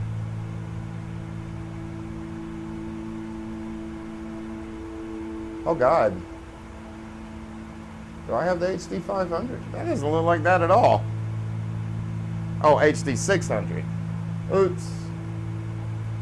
I was like, what is this? This isn't, these aren't my headphones. Ah, here we go. These are the headphones you're looking for. All right, let's go to Amazon. How much are they? $328. That's about right. You have to get special cables for these out jacks. They actually plug in, so it's not cables that are standard. But these headphones, guys, they're expensive, yes. But they, look at these ratings. I mean, is there even, look, there's barely any 1-star ratings. These things are worth the money. They're wonderful. They're open ear, meaning that you can hear outside noise as you're listening. That doesn't matter. They're worth the money. And I think I spent $299 on them 5 years ago. And these headphones have actually gone up in value. So they cost more than what I spent on them. But this has actually gone down. But again, we're talking about $1,000 roughly of audio gear, not even including the preamp that it's plugged into. That's another $100 or so. So that's all just to receive audio from my computer. That has nothing to do with inputting audio. That's just to get the sound out of the computer. Like if you're listening to iTunes music or something, so that you can get the best audio possible. Now, you can also get a phono card for this Jotunheim, and the phono card will actually allow you to plug into a record player if you'd rather listen to records instead of digital audio. Shit, Jotunheim. Yeah, just like you said, exactly. They have other ones, but the whole company, the company's really good. And if I were to get another amp, which I may, I would get it from them, and it would be a valve amp, a tube amp. But they're so good. They really have records. Some people think that that's the most authentic sound you can get, but I'd rather not hear any digital artifacts or anything, or not digital artifacts, but analog artifacts like from the record. I'd rather hear it as crisp and clear as possible.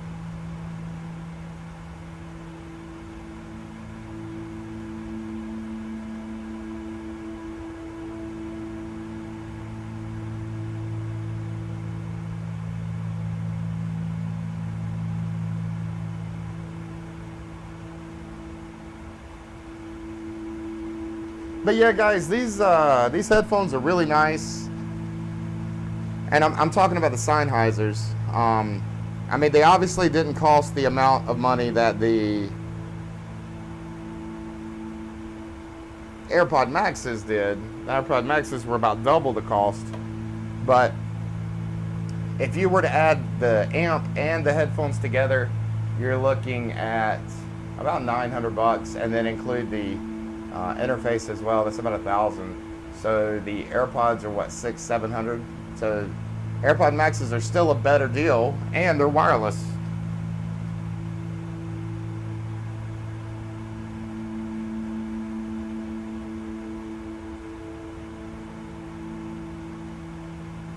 And I'm running them on Windows, guys.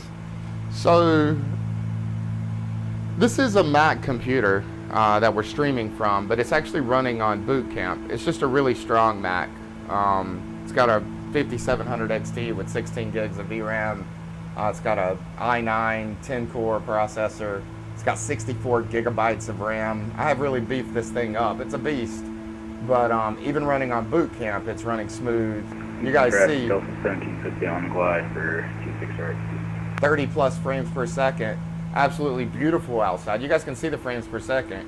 And not to mention, we're running tons of other apps on this other screen that you guys can't even see for streaming and for extra stuff. So it's still running smoothly. It took me a while to tweak this game to get it to run this smoothly, but I constantly get between 30 and 40 frames per second the entire stream. I don't know if you guys have been watching that, but it's kind of nice. And this is 30 to 40 frames per second on mostly ultra settings on 1440p on a Mac computer running boot camp. This is not even a computer that's designed to run Windows. But yeah, anyway, AirPod Maxes are great.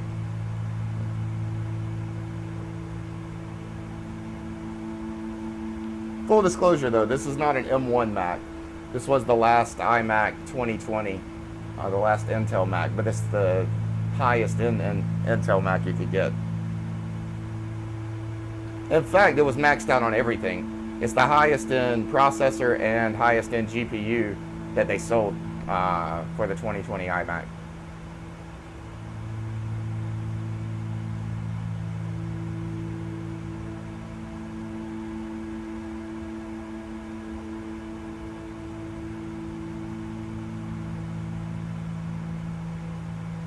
But you guys can see, no stutters, just simply smooth. Look outside, it's just beautiful, no stutters. It does go, well there we go, there's a stutter. It does go to 19, 20 frames sometimes, but it's not constant. It's just a little teeny stutter. Little teeny guy, you know what I mean? It is so nice to fly during the day versus, yeah, it's so pretty. Without my mouse all in the way. Let me move my mouse. Why? Why did you follow? Because you're just amazed at my Concorde flying skills? Is that what it was? Did the Concorde sell you? My fuel management? Oh, if you can't see, I got you. Yeah, no, I'm joking about the Concorde. I am going to fly the Concorde again eventually. But I'm going to make sure I'm 100% comfortable with it instead of fooling around and not even being able to fly a simple heading. But yeah, no, I feel you. In the beginning of the stream, that's the whole reason I came up with Steam Deck Pilot, was because I was streaming on a Steam Deck. And, oh man, with the amount of mods, you guys see the mods in my bio on Twitch. I have probably 20 of them listed, and I run 10 plus. I've narrowed it down. I don't run them all. Obviously, I'm not flying all those planes at one time. The Concorde, yeah. No, actually, it wasn't funny. You know what? I don't know what was going on. I've never seen that happen on Flight Sim. I completely lost all lift, all everything. And it was just like literally, I couldn't tilt the aircraft down to gain airspeed. It was just falling like a rock out of the sky. I've never seen that before. Yeah, Microsoft Flight Sim 2020, the PMDG, Fenix. I need to fly the Fenix. I haven't flown it in a while. Fly-by-wire, same with that. CRJ, oh my god, I want to fly that. I haven't flown that in a while. Headwind, the BAE. I still want to fly the BAE. Haven't done that yet on stream. Pilot to ATC. Honestly, I love Vatsim too much to switch back over. I use it sometimes. I used it on the Concorde flight when I was so scared. But Vatsim, I just love Vatsim. iFMS, now that's one that I don't really use anymore. So, let's see if I can turn this music down a bit. It was something I used in the very beginning. So it's a program that you install on your computer, and it's still installed on my computer, by the way. And you download the app on your phone, or iPad, or whatever, tablet, and you can essentially control the FMC or MCDU from your phone without having to click on the actual computer itself with the mouse. You guys see, I just do the mouse method. It's just so much easier. and I can open up my phone to look at other things, like if I need to search Vatsim map or, you know, whatever. So it's a great app, but not for me anymore. Vatsim, obviously something I use every single time. SimBrief, obviously something I use every single time. Jeez. Flight Sim First Officer, that has been something I've been using almost every single time. I didn't use it with the Concorde because it doesn't work with the Concorde, but it's the main reason I use it. I know how to cold and dark all these aircraft. I really do. I'll show you guys if you don't believe me. Airbus and 737 and the 787 and the 330. I've never cold and dark the 330, but I have a feeling it's just the same as the Airbus, the smaller one. But anyway, I can do it. It's so nice to have either a person flying with you to help you manage it, or either this Flight Sim First Officer. Now, Flight Sim First, I'm still going to go through this list, but I want to take a moment. Flight Sim First Officer actually has a couple of neat things included that I haven't been utilizing. One, you can actually generate virtual airline schedules, meaning if I were to pull up FedEx's schedule, I could look at their flights for the next week, and we could try to match some of the real-world flights, like at the same time that the real-world flight is happening. I may do that. I think that's a cool little feature that they have. Another thing is they have what's called real-world ops. What that means is, depending on who you're flying for, so if you're flying for Southwest or you're flying for Delta or FedEx, all these companies are going to have different procedures as far as what the co-pilot's responsible for and what the pilot's responsible for. And with Flight Sim First Officer, you can actually enable that to where the first officer's not doing everything for you, with a big asterisk there. Obviously, I had to still do some things, but they're not doing everything for you, and you still have your jobs that you have to do as a pilot, and they have their jobs that they have to do as a co-pilot. Eventually, I'm going to work into that to where we turn those realistic crew operations on, and then when we fly for FedEx, we'll perform the pilot operations the same as real life, and the co-pilot will perform the co-pilot operations. And vice versa for Delta or Southwest or whoever we're flying for, British Airways. By the way, I absolutely love seeing Speedbird. I'm addicted to it. It's one of the main reasons I love flying the Concorde. But let's go through the rest of these really quick. PacX. You know, PacX was a great program. I got that first before Flight Sim First Officer. However, it's very limited. The only thing it does is grade you on passenger satisfaction. It's a lot more detailed with passenger satisfaction than Flight Sim First Officer, but Flight Sim First Officer captures the things that I like from PacX as far as grading passenger rating and things like that, and adds a little bit more detail. So I don't use PacX anymore. And if you're on the kind of like on the edge here as far as should I get PacX, should I get Flight Sim First Officer, go ahead and just get Flight Sim First Officer because it's got something similar to what PacX offers already built into it. Your controls obviously speak for themselves. It's free. It's an ability to have a shared cockpit with somebody. I love doing shared cockpits on screen. The last time we did one, it was, "What do you mean, bro?" He didn't really say much on stream, but it would be cool, and I have the ability to integrate your voice into stream. So it'd be cool if someone was interested in doing a shared cockpit, bring you on. You don't have to jump on video, obviously, but bring you on audio, and you can actually interact with the pilot, myself, and etc. We can have a good time. xEnviro, I still use that. You guys will see that at the top here, and it is turned on. So the weather that you see right now is not Microsoft Flight Sim weather. In fact, I need to make sure I turn that off. See, it's already turned off. This is actually xEnviro weather. So I still use that app, and I love that app. That's a great app. Flight Sim Realistic, once again, we're using that right now. I use that every time, every flight. The only flight I didn't use it with was the Concorde, only because I don't think there's a profile for it. NaviGraph, that's my favorite thing ever. I love NaviGraph. It's the one mod I will keep a subscription for no matter what. Hopefully they don't jack it up to $1,000 a year, but if they did, I'd probably still buy it just because I love it. Virtual CDO, that's similar to iFMS.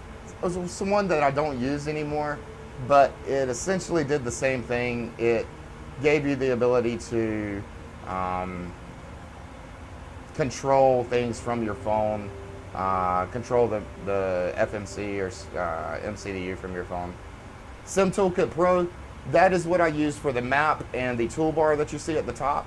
That's what we stream with. I throw that in there so you guys can see it in case you want to stream. And you want to stream and be like your favorite streamer ever, Steam Deck Pilot. You can definitely copy me, I don't care, and use SimToolkitPro and get the same top overlay and map. Obviously, you're allowed to put it where you want. I have it in a certain location. I have it all set up for me, but that's where I get it from. Let's see, Real Taxiways USA Europe. Okay, there's a story with this, and then GSX Pro. So obviously GSX Pro was the whole problem today, but we still made it. We had to restart the sim, but whatever. I have my complaints about that program, but I love it at the same time, and it's turned into one that I use every single time. Real Taxiways. All right, so this was a quite expensive mod, and I have the USA and Europe. They sell them separately.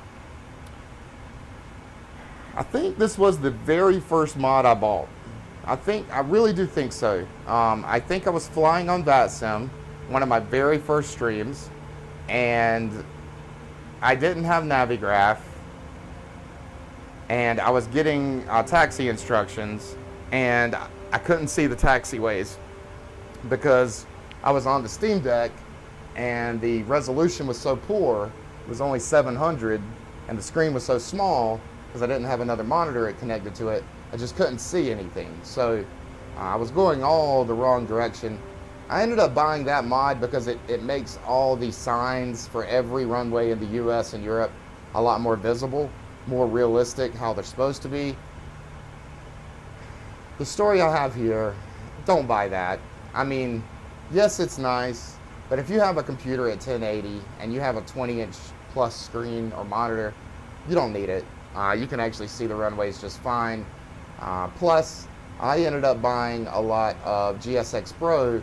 The makers of that are called Flight Sim Dream Team, FS Dream Team, and they make a lot of runway scenery or airport scenery, and I just bought every one that they have for Flight Sim 2020, which is about 15 different airports, 10 or 15, and I just use those mainly. Now, for example, we're flying out of San Antonio today. I do not have scenery for San Antonio. However, we're flying into Charlotte, and I do have FS Dream Team Charlotte. So I always try to incorporate one of my airports, third-party airports, in a flight because I like for you guys to see it, because it really is modeled perfectly for how the airport looks. Everything just looks phenomenal, from the runways, taxiways, to the terminals, to everything. Even the vehicles, like buggies and things, they're all specific to that specific airport. So if you want my opinion, if I had the time to go over and repurchase some of these things, I would have purchased all the aircraft. I'm still very happy with every aircraft that I bought. So all those third-party aircraft that you see at the top, get them if you're interested in them, because they're great. Pilot to ATC, I would have probably skipped that. It's a great program. If you're not comfortable with Vatsim, get it. It can be a helpful tool to learn how to communicate with ATC, especially if you're so scared and you just do not want to do Vatsim. I think it's great at that. However, it has its limitations. There's a lot of setup involved for every single flight because you're pretty much having to input your entire flight plan in twice. But it's a good program. I would say it's much better than the Microsoft ATC. How about that? But yeah, if you're not ready for Vatsim, or you have some hesitation, you want to practice, get some real practice, and you don't want to do observer mode on Vatsim, go ahead and get Pilot to ATC. But that's one I probably wouldn't buy again. iFMS, obviously I wouldn't buy again. Vatsim's free, SimBrief is free, love those. Flight Sim First Officer, I would have gotten that first. Love it. One of my favorite mods to date. PacX, nope, would have skipped that. Your Controls is free. xEnviro, that is a questionable one. I do love what it does. Does it add that much in addition to what Microsoft already offers? I don't think so. So if I had my time to go over with, probably wouldn't have bought that one. FSRealistic. Oh, Microsoft Flight Sim actually added an update here. I'm on Vatsim, so I can't spend too much time. But if you open up your assistance options and piloting, go all the way down to the bottom, and there's actually a turbulence section now. I forgot to set mine to realistic. But you can actually choose how much turbulence you want and make it as real or as unreal as you want. and what I'm getting at is, I think FSRealistic is kind of, you know, the more Microsoft builds on to this sim, the less and less you're going to need some of these mods. I still run FSRealistic. I'm still going to run xEnviro because I bought them. But if I have my time to go over with, nah, don't get it. You're just going to get a few additional sounds, and you're going to spend more time, first time you fly these aircraft, setting it up and tweaking it than you really want to. NaviGraph, yes. There we go. That's the first thing I think we've actually hit, other than Flight Sim First Officer, where I'm 100% on board. Yes, get NaviGraph before you get anything else. Get comfortable with reading charts. Watch how to read charts. Learn charts. Those are what help you fly. And NaviGraph, as long as you have a subscription, will give you current AIRAC data, which is the current stuff that they use in real world. It's obviously built for sim. It's not meant for use in the real world, but still, NaviGraph is great. Virtual CDO, nope, wouldn't have bought that. Wasted money on that, honestly. SimToolkitPro, that was free. Great app. Real Taxiways, nope, wasted money. GSX Pro, after today, I'm questioning it. But no, I don't think I wasted money on that. I would keep that. So, in reality, I would have bought a bunch of aircraft. I would have bought Flight Sim First Officer, NaviGraph, and GSX Pro. And everything else would have been free. I'll take another break, guys. We'll be back. Thanks for watching, though, on your Sunday. Come on, get that money. Money. Money. Money. I don't come the money. Money. Money. Money. Do it all for money. Money. Money. Money. Let me stack that money. Money. Money. Money. Come on, get that. Money. Money. Let me stack that money. Money.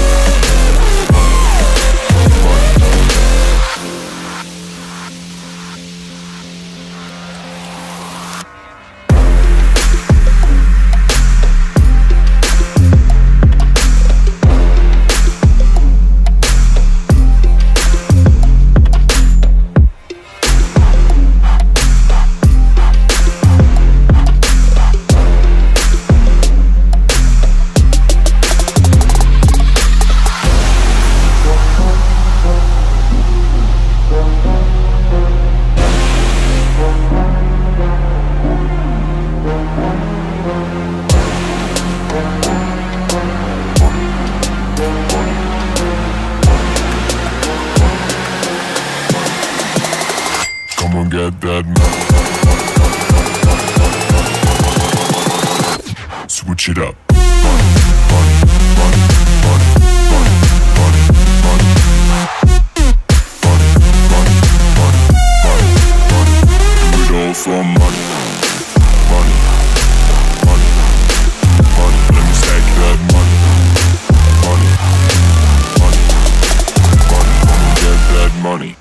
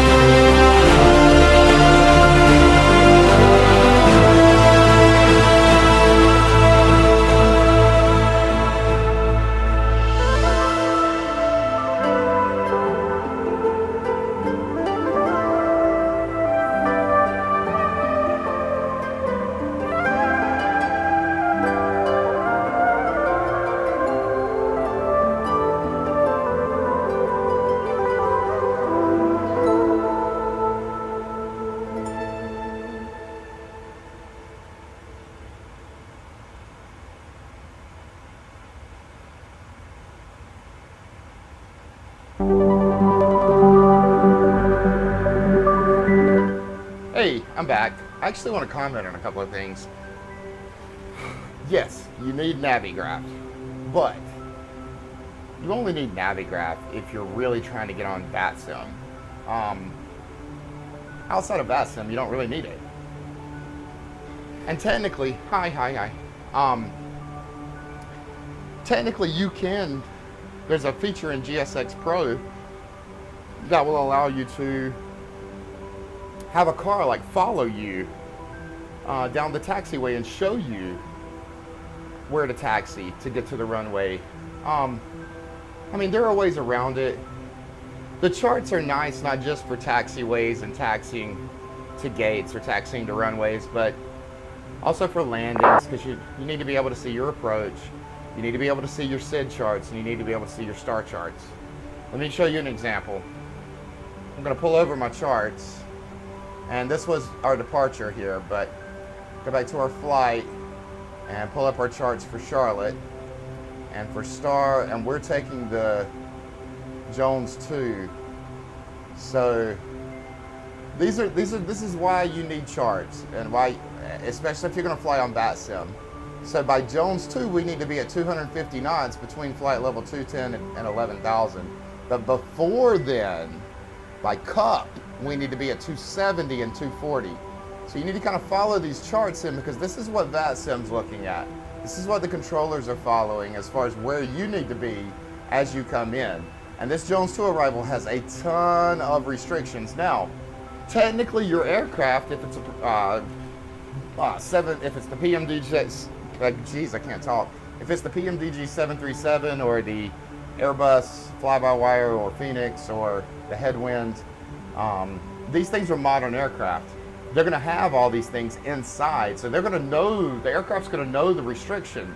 And as long as you're flying VNAV and RNAV or LNAV, the plane's going to take you down and follow these restrictions. So it's going to try to put itself at 270 knots by 240. It's going to put itself at these different altitude restrictions until it gets you in. Another valuable thing to look at, for example, we're coming in on, let me pull this up on my other screen, 18 left. So 18 left, we can see from this chart, we're going to catch the glide slope at about 5,000, 5 to 6,000. So we need to make sure we're at that altitude coming down in our descent. Secondly, we can see, and this is important if you don't have Flight Sim First Officer, you can obviously see your ILS frequency that you need to be assigned to so that you catch your localizer, but you can see also a lot more information. The localizer frequency again up here, your approach course, which is this guy, which you need to be set to. Tons of information. Airport elevation, which is crucial up here for your landing elevation. Just lots of information here. This is for missed approach here. It tells you to climb to 1,300 feet, climb left for a left turn to 4,000. And that's what this information down here is as well. But yeah, guys, this will also tell you whether it's a Cat 3, Cat 2.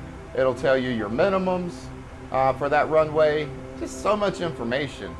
By the way, we're minimums here because we're doing the ILS runway, so it'd be 1,000 too. But yeah, also for charts, or I'm sorry, for taxi information, obviously. You can figure out how you can taxi to the gate, because you can see all the taxis. I don't think you can do this with Microsoft Flight Sim. I think you have to have charts.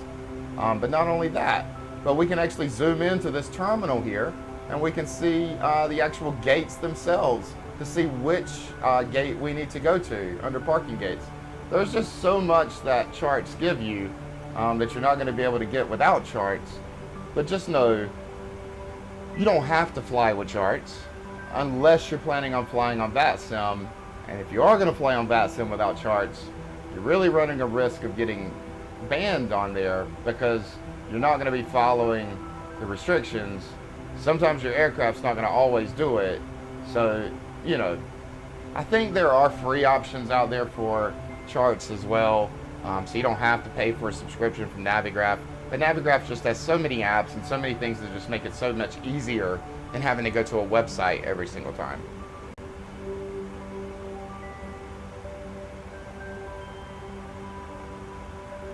Oh, one other thing I was going to mention while I was on my break.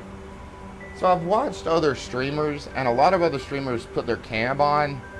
And I've seen a lot of other streamers not only have their camera on, but also they'll be in a like pilot suit. They'll be in like a co-pilot or pilot thing. So I'll give you guys a short story to this.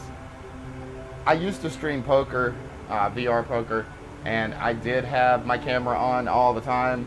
I had a wig on. I had, you know, the whole thing. I wanted a sunglass, or actually I don't think I was wearing sunglasses. I think I had just the VR headset on.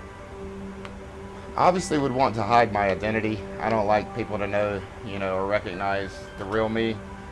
When I started this stream, I did the same thing. I turned the camera on. I have a green screen behind me. I fit right in, but I think I would look stupid sitting here, you know, down in this bottom right corner or whatever, or even in the bottom left, or even up here. I think I would just look stupid.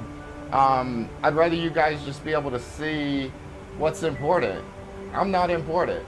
And I think that's just more of a narcissistic thing for streamers, that they have to get out there and show themselves because they think that people want to see them.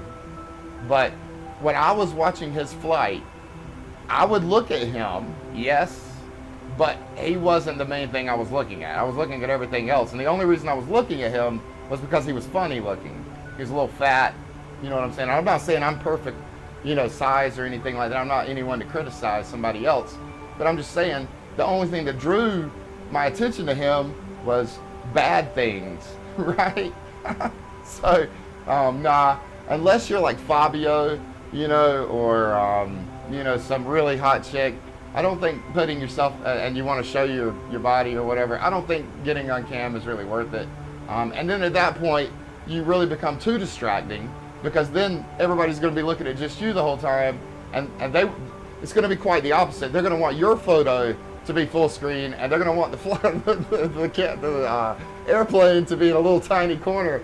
But yeah, so you guys get what I'm saying. I think the camera is not for me. But if I were to get a massive wave of people that were like, oh my God, you just got to get on camera, I would do it, but you're not going to see the real me. I'm going to hide my identity. I'm going to have a wig on. I'm going to have sunglasses on. And you're not going to be able to see anything. So it's just best if we don't do it. But this computer does have a 1080 camera. So I think it does have a nice camera built into the display.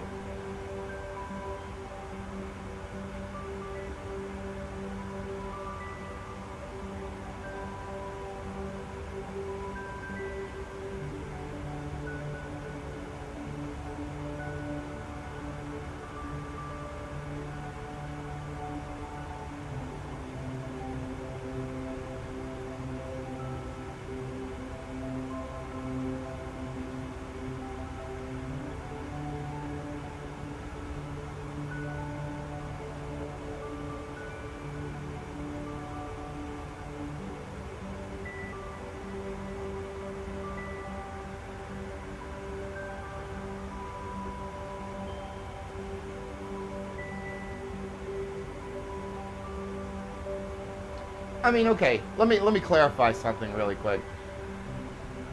For first-person shooters, because that's a completely different environment than flight sim, but for first-person shooters, I can actually see the appeal, no matter what you look like, whether you're funny looking or not, to get on camera, because the audience or the viewers are going to want to see reactions, right? They're going to want to see when you get a headshot how you react, and they're going to want to see when you get shot. Yeah, I sound like I don't play first-person shooters. I do, but I'm definitely not a streaming material. But I'm just saying, the viewers want to see your reaction the entire game. They want you on camera. But for flight sim, a lot of this is just downtime, and we're just kind of in cruise and not really doing anything exciting. You know, I'm sure there are flight simmers out there that, you know, get on a helicopter and go fly at 100 feet above the air, you know. And I still want to do that sometimes, guys. I want to go to Africa and take off and see if we can fly around and see some animals walking around. I think that would be so cool on a helicopter. You know, do some VFR.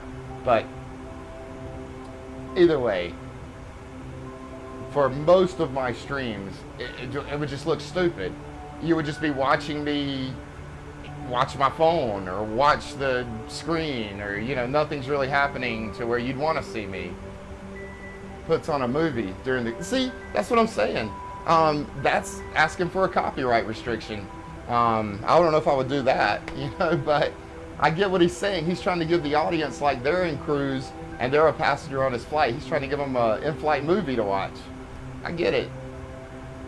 Cruise is kind of boring, and a lot of people, I get a stream summary after every single stream, and almost every single time on that stream summary, everyone will join when I'm departing. Everyone wants to see me on Vatsim. They want to see, taxiing out to the runway. They want to see takeoff. But after that, once we start our cruise up, everybody drops off, and the only ones that stay are like you, Hello Life, or What Do You Mean Bro, or maybe one of my friends, Fueled by Kush.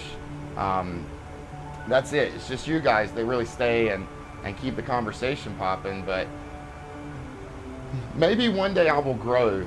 And not to say I'm not growing, knock on wood, we have almost 40 followers. That's amazing. But if I were to have 500 followers and we had an average of 100 people watching every single stream, then we'd have some conversation. And I probably, maybe I would get on camera at that point, because I'd be talking to everyone, and there would be a reason for me to get on the mic. But the only reason, guys, that I'd stay silent during most of cruise and we're just kind of chilling if there's no Vatsim activity is because, I'm still a small channel, relatively speaking. And just, I do have some viewership. Sometimes I'll get 100 views. I think we had 100 views on one of my first Concorde or first Oceanic flights. And then sometimes I'll average about 20 or 30. Sometimes I'll get 8. You never know. Yeah, no, I get it. I don't blame you. I don't blame anyone for leaving, is the reality. And until, more people join the chat and get the conversation going, like these bigger streamers, that's the reason that they're sitting there non-stop talking or on camera, having something to respond to, because they're responding to chat and chat's responding to them, and it's a little conversation going. But I will take a moment and thank you, and I know What Do You Mean Bro is not watching, but all of you guys that kind of stuck with me in the very beginning, and I appreciate it. You do what you can to get the conversation. You ask questions, you do what you can, but eventually, we need other people to jump in here. And the thing is, oh yeah, I didn't even finish my train of thought earlier. People will jump on for takeoff to watch everything on Vatsim, then they'll jump off during climb and cruise, and then everyone will magically jump back on again.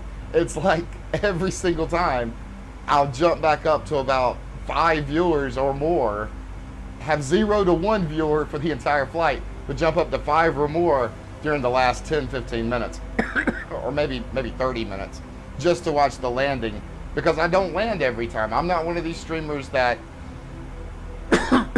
excuse me, strives for perfection, and I crash. Yeah, I'm sure every single person that follows me has seen me crash, and you guys are going to see it in real time. I'm not going to hide it, and I'm not going to pretend like I'm perfect, but I'm also going to tell you guys why I crashed. Whether it's my fault that I can't set a heading or not, doesn't matter. Yeah, exactly. But yeah, I get it. Cruise is boring.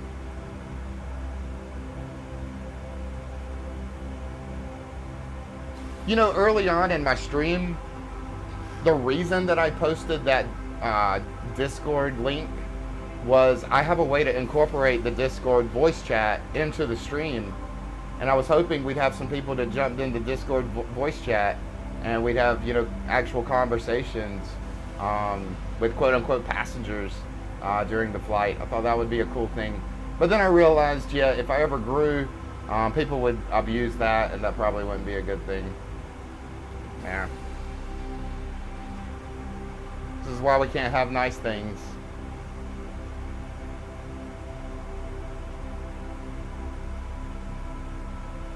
And when I say abuse it, I mean not being there all the time. I wouldn't even care about that. I'm saying you know, jump on stream just to say some kind of profane, racist, some kind of word that would be some kind of shock and awe thing and possibly get me banned.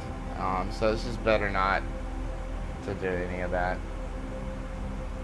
Yeah, that's fine. That's the opposite side of that. I wouldn't want to force people to do it either, so I would want it to be a voluntary thing.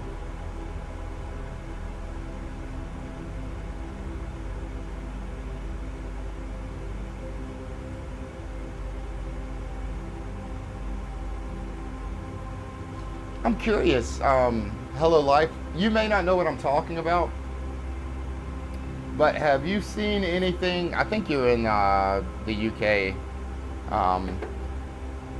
but have you seen anything about the Alec Murdaugh trial?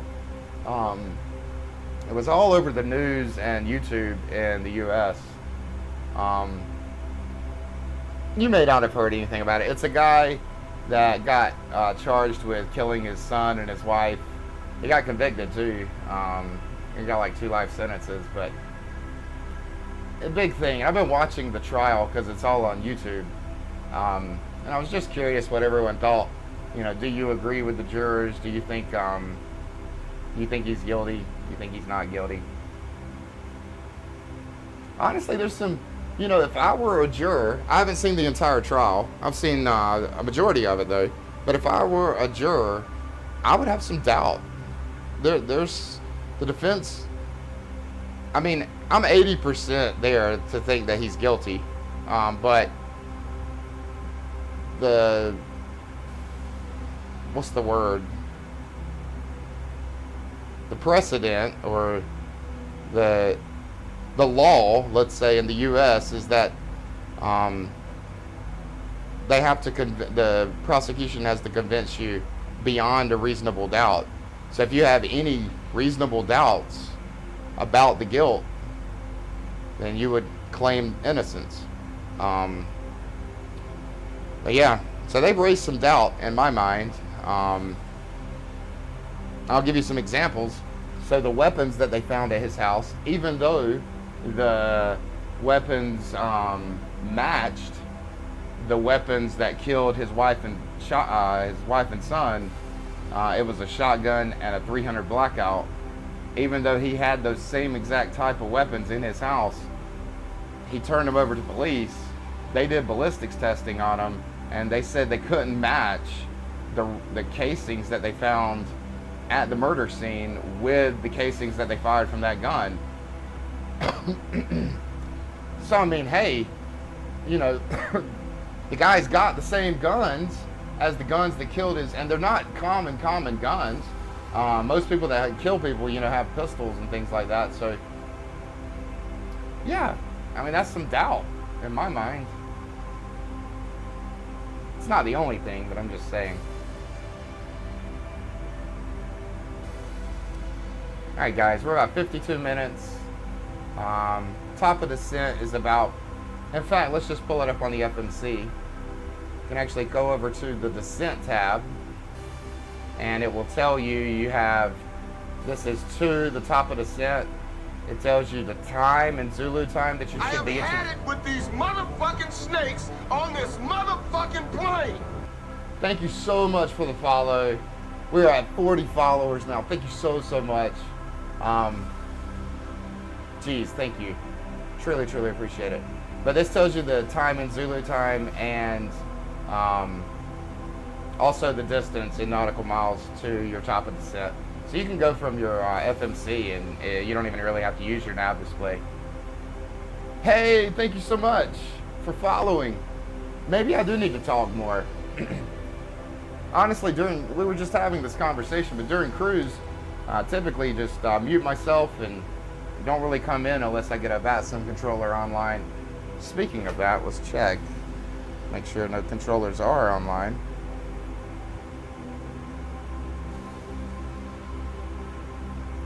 Oh, we do have a controller. We're about to hit one. KZTL. Nice. Pull that up. KZTL.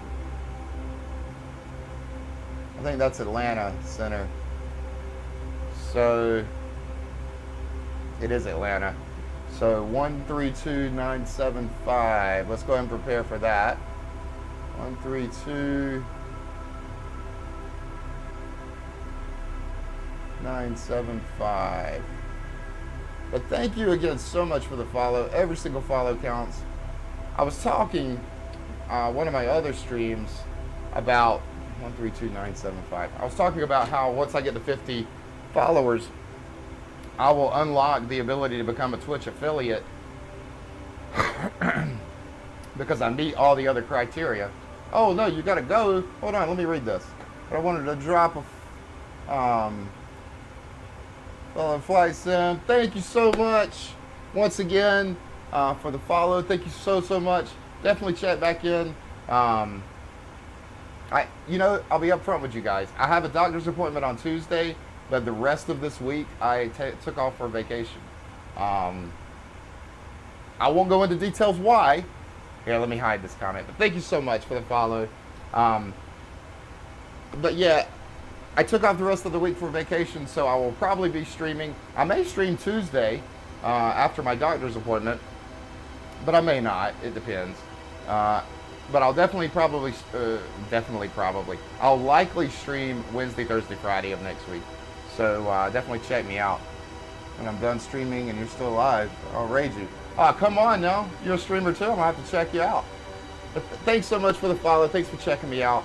And no worries. I'll definitely chat me sometime. You don't have to raid me. No worries. Just the follow is enough. But thanks so much for stopping by.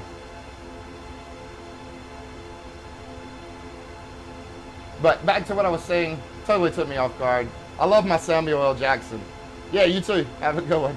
I love my Samuel L. Jackson. That thing cracks me up every single time I get a follow. But yeah, you can use your FMC to. Yeah, again, I don't know if I'll be streaming Tuesday. I think, like I said, I have that doctor's appointment, so I'll probably stream on Friday. There he is. What have you missed? Everything, the whole flight. Where have you been?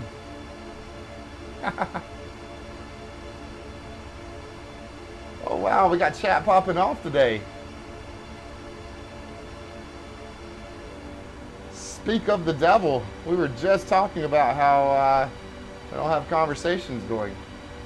Yeah, we've been talking about all my great followers that have been with me from the very beginning, like yourself, and Hello Life.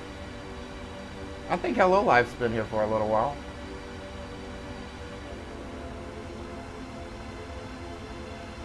What about? We can't tell you all that. We're talking smack about you. We gotta talk nice about you now. You missed it.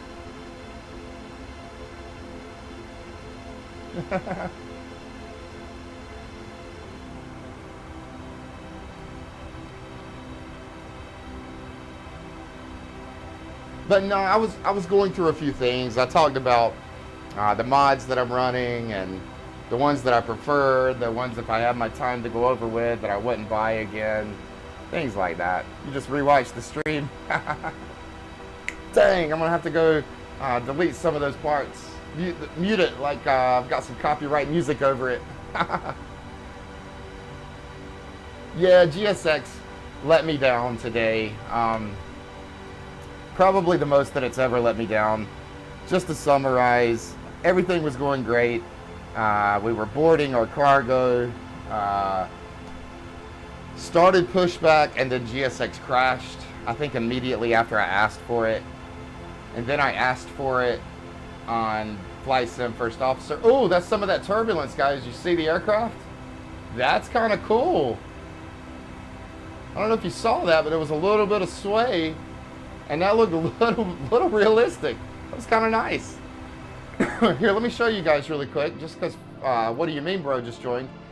There's an update now. If you go into your assistance options, and you go down to piloting, under assistance options, at the very bottom, there's a turbulence section now, where you can adjust the turbulence to your liking. Kind of cool. Whoa, yeah, let me finish the GSX story. So, called for pushback.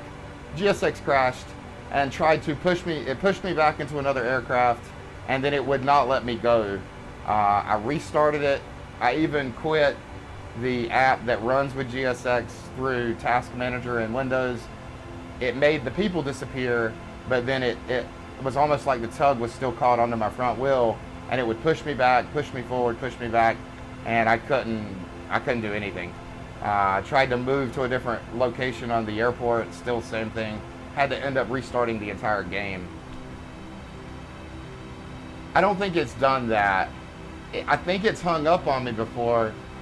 It's definitely gotten to the point where it hasn't shown cargo loading or passengers loading, like it would skip some of that. But I don't think it's ever gotten to the point where it's gotten stuck on the pushback. I think I've been able to cancel it or restart it, and it's worked. But yeah, this hung up to the point where I had to restart the entire game. It's never done that before. And that's when an app really is hurting you more than helping you, when you can't just restart the app and you have to go and restart the entire game to get it to work.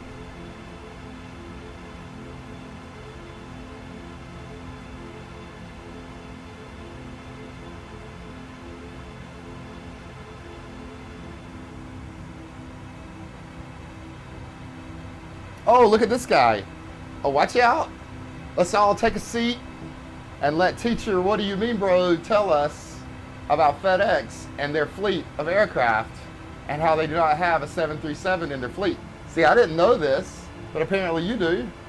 What do they fly then? I didn't know they didn't have 737. Why don't they have 737s?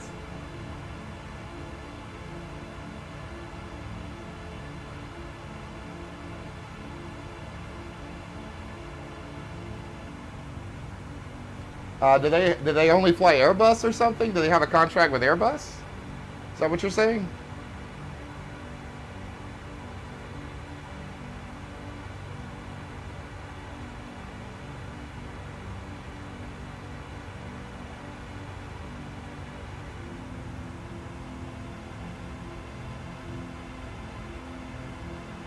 I mean, I'll just be real with you guys. I don't do that much homework into like looking up Delta and seeing like exactly what aircraft they have. I just jump into one of my aircraft and jump into a Delta livery and call it a day.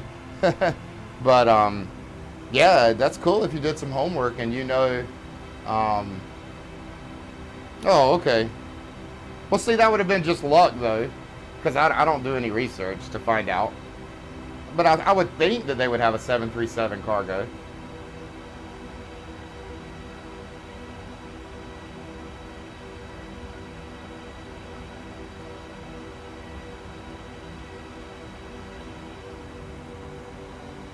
And just to clarify here, guys, I am flying a cargo variant of the PMDG. So I'm not flying the 737-800.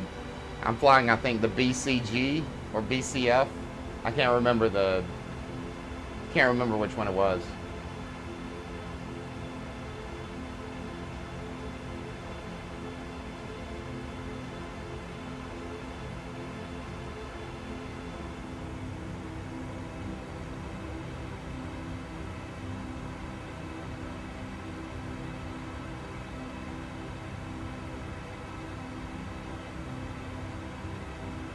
Yeah, I think that's the one we're flying right now, BCF. Yep.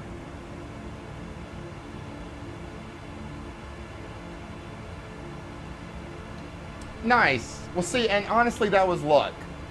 But that's kind of cool, and that brings up a good point that I should Google these airliners and check and see what they have in their fleet. Man, try to make it as realistic as possible. The MD-11, I got you. I've never flown the MD. That's a Douglas, right? Birmingham traffic, Douglas 1186, short final, runway 24, Birmingham.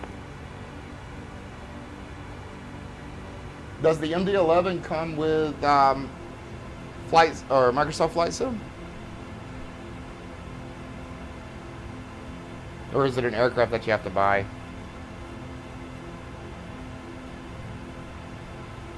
I've never flown it. I think that's the one with the two engines on the tail, right?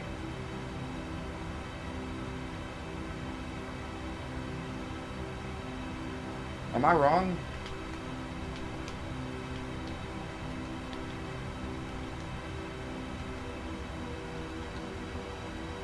That's the one where they crashed. Ah! See, I didn't know if you were joking or not. I don't know. They do fly 737 BCFs. Nice. Yeah, that's what we're flying now. It has one engine on the tail and two on the wings. Oh, okay. I think I know which one you're talking about. I was thinking there's one that has two engines on the tail. But maybe I'm... Does Microsoft Flight Sim include any of those Douglas MDs? So it made it so hard to fly? Ah, I can see. I still want to fly the BAE 146 at some point.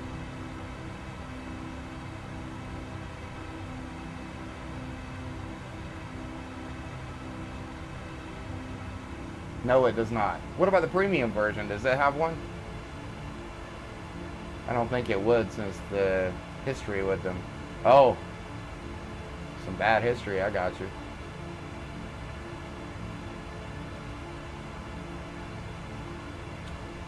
Let me look at something real quick.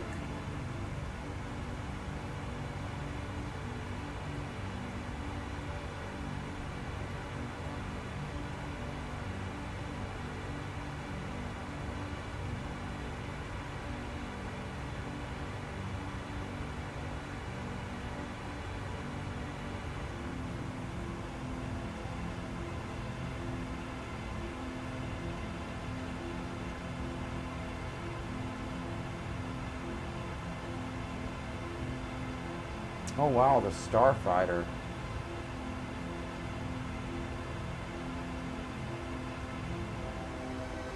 There's the DA-40. I don't know if that's the same thing or not.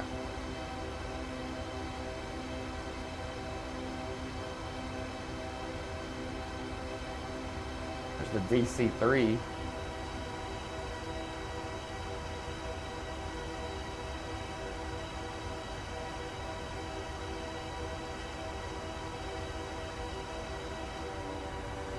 There's the heavy division Boeing.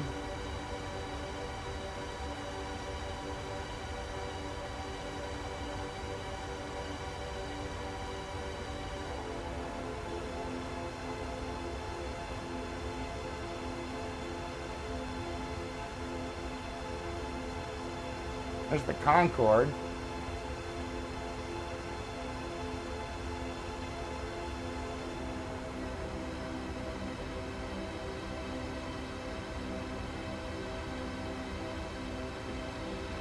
And these are all the generic ones.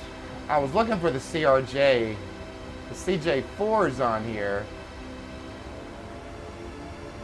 It's not what I want though.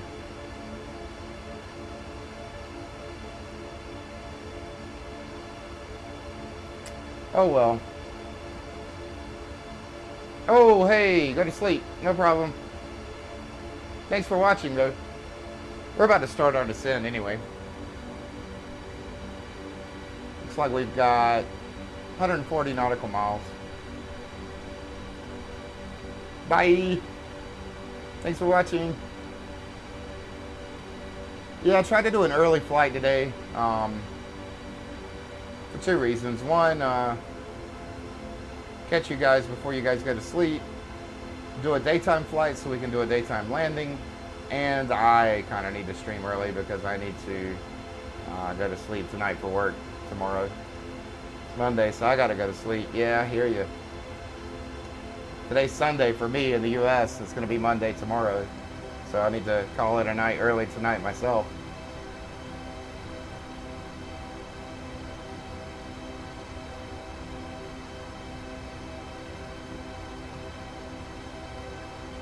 Midnight right now. Jeez.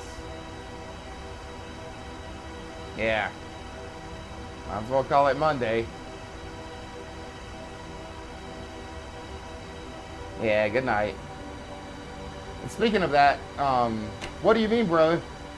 I know you gotta go, but maybe one day this week we could do a shared cockpit on something. See if we can do that. I'm gonna take a small break before we get ready to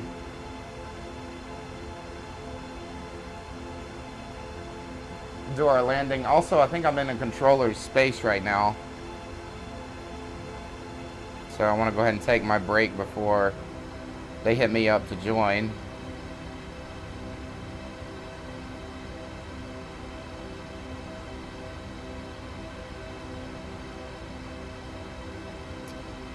Yeah, I'm gonna hit them up first. Actually, no, I'm gonna take a break first. I'll be right back.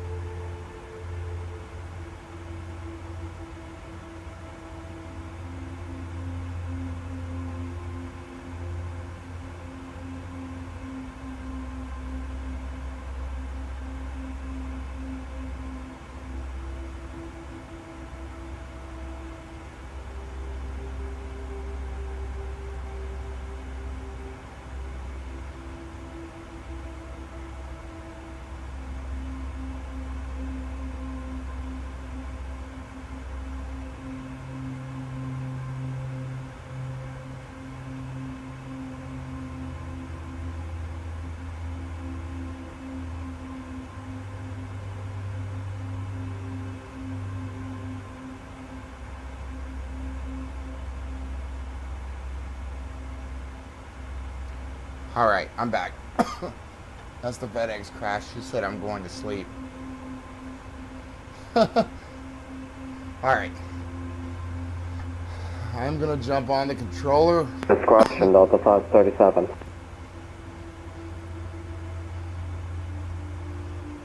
And towers 118.1.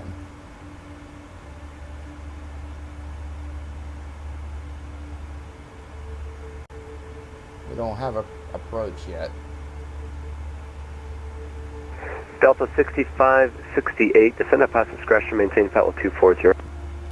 Discretion 240, Delta 6568. Atlanta Center, FedEx 14650 with you at 350.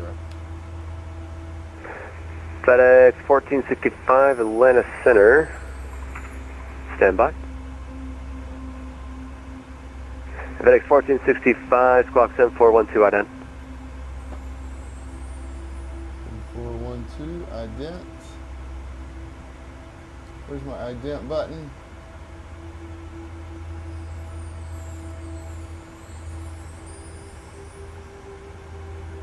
Hit it once. Did you see it?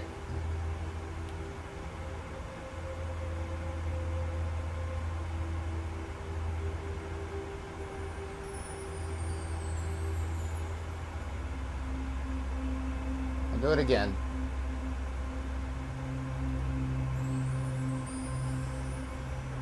Atlanta Center, good evening, Delta 334, 13.3, climbing 14,000. Delta 334, Atlanta Center, climb, maintain flight level 350. Climb flight level 350, Delta 334.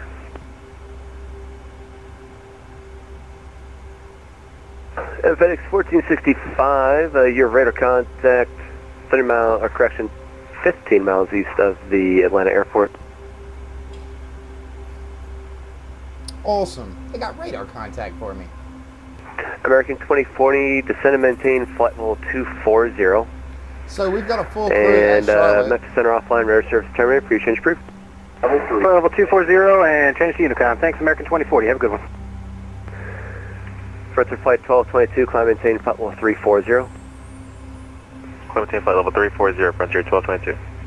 So we got a full crew in Charlotte. So once we start our descent with the controller, we'll get passed off the tower. Charlie, try level and up we'll get passed at off the ground. 28,000. Or 227 Whiskey Charlie, climb maintain flight level 2, you said 280? From 280, so Whiskey Charlie.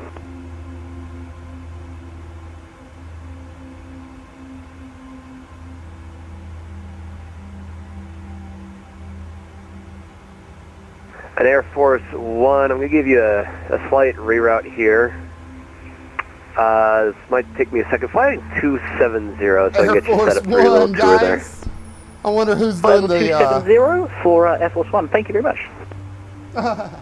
Wonder who's accompanying them or whatever, flying the Delta jets. 627 cross That would out, be you cool. had to maintain 2000 at 250 knots. We The should do a Atlanta group Altimeter thing. 2995.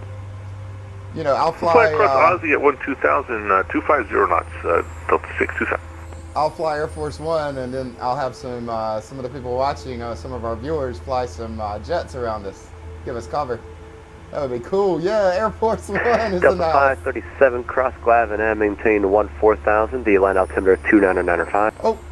Cross Glavin at 14,000, Delta 537. We are about to head to our descent, guys. I'm just kind of And looking. Delta 2568 cross Andre and maintain 13,000 at 250 knots. The Atlanta Altimeter 2995. Remember, we should hit our. All right, 905, Andre, 1313,000 and 250, Delta 6568. We'll let ATC climb us down. And Atlanta Center, Spirit Wing 246 is 170 miles from Spartanburg, VOR 38,000.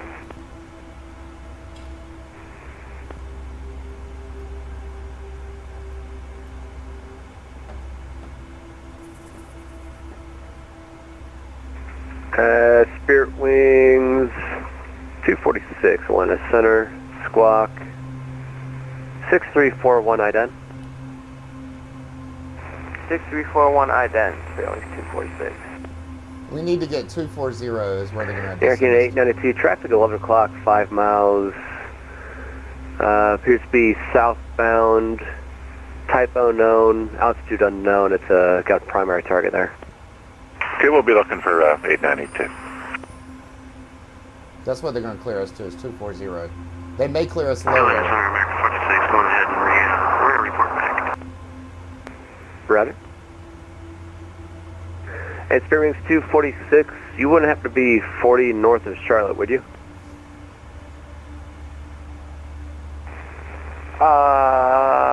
Beautiful day out. I think we are 40 north of Charlotte. We might be. Oh no, I can't watch the video. Spirit Wings 246, make sure you squawk promote Charlotte. I'll try to watch it later. Here, let's see if I can pull it up on chat. Altitude is 38,000 feet, and we're squawking mode Charlie. Spirit Wings 246.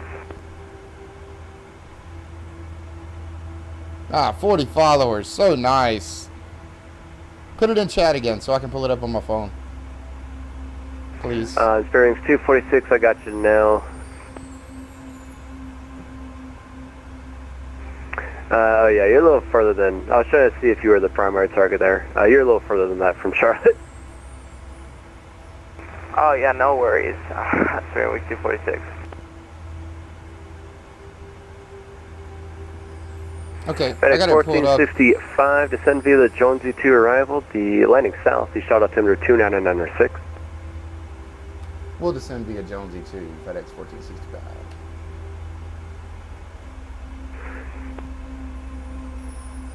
Geico 15 Charlie, Memphis Center offline, radar services terminated, free change approved.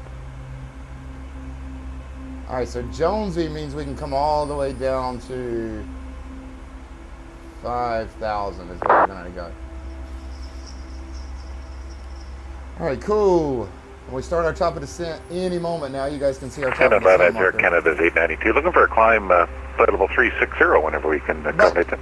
I actually have 5 minutes. Okay, 892, climb maintain level 360. Like 27 up seconds to 360, long. thanks. That looks just like our aircraft except for that engine in the middle. 227 Whiskey Charlie, cross aisle, again maintain 120,000 at 250 us, the Atlanta altimeter, 29905. 29905, cross Aussie at 12,250 knots, 7 Whiskey Charlie. Oh wow, it's bouncing. Delta 537, contact land approach 133.47. Oh, 133.47 for Delta. That's not cool. 537. Blue Streak 5463, Memphis Center offline, radar services terminated, free change approved. Holy crap, that's not cool, guys. And Blue Streak 5508, radar services terminated, free change approved. Jeez, did anybody survive? Holy. Oh yeah, let's do a descent checklist, guys. Descent checklist. Delta 165, contact land approach 133.47. Check. 3.47. Landing data.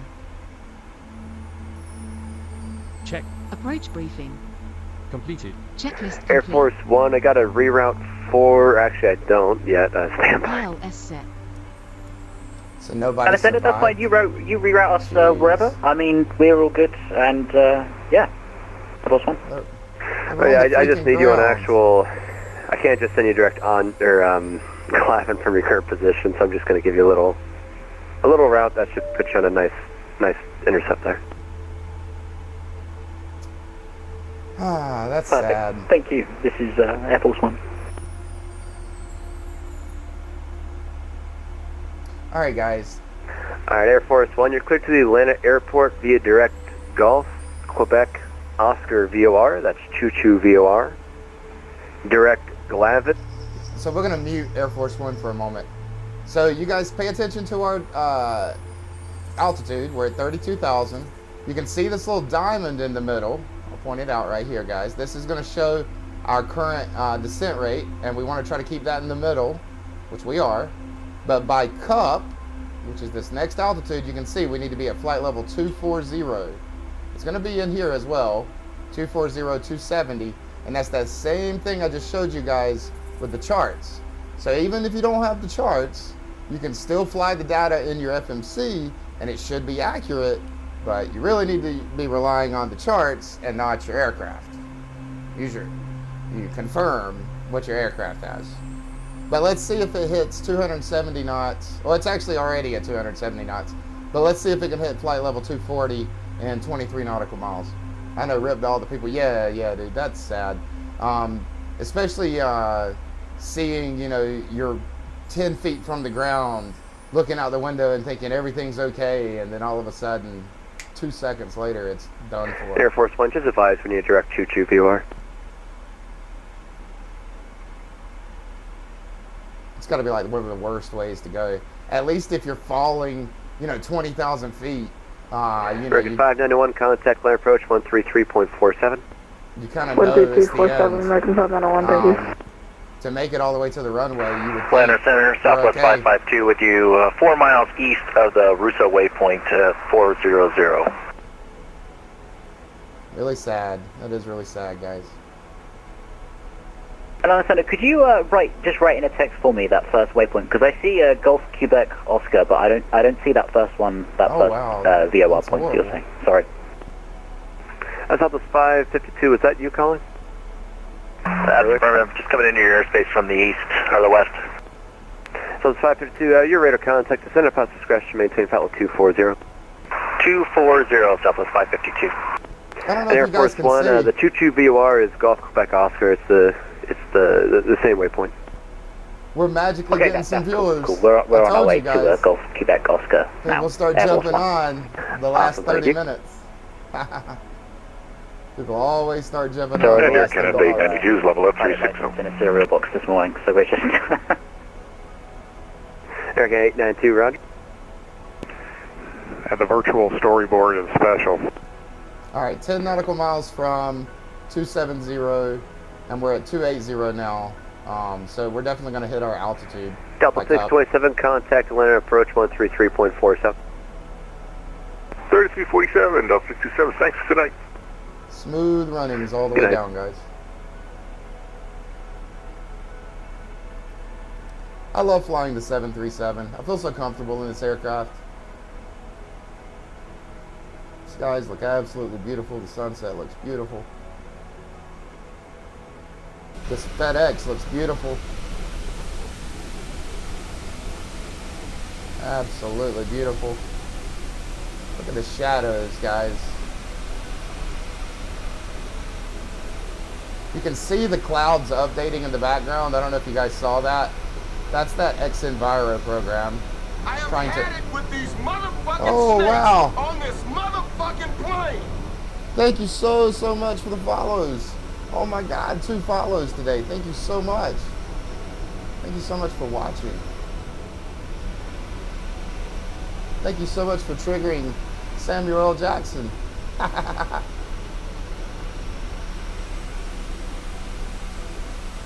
Are we ascending? What are we doing? I bet you we're holding for 20 Hello, Land approach, Delta 627 with you. We're descending on the Aussie 1 through 14,200 with information. What is this? Hi, Delta 627. Good to hear your voice again. You're on center. Oh, sorry. So we're looking good. At Cake, we need to be at 260. We're already under 270 knots, and we need to be at 17,000. Again, still descending perfectly.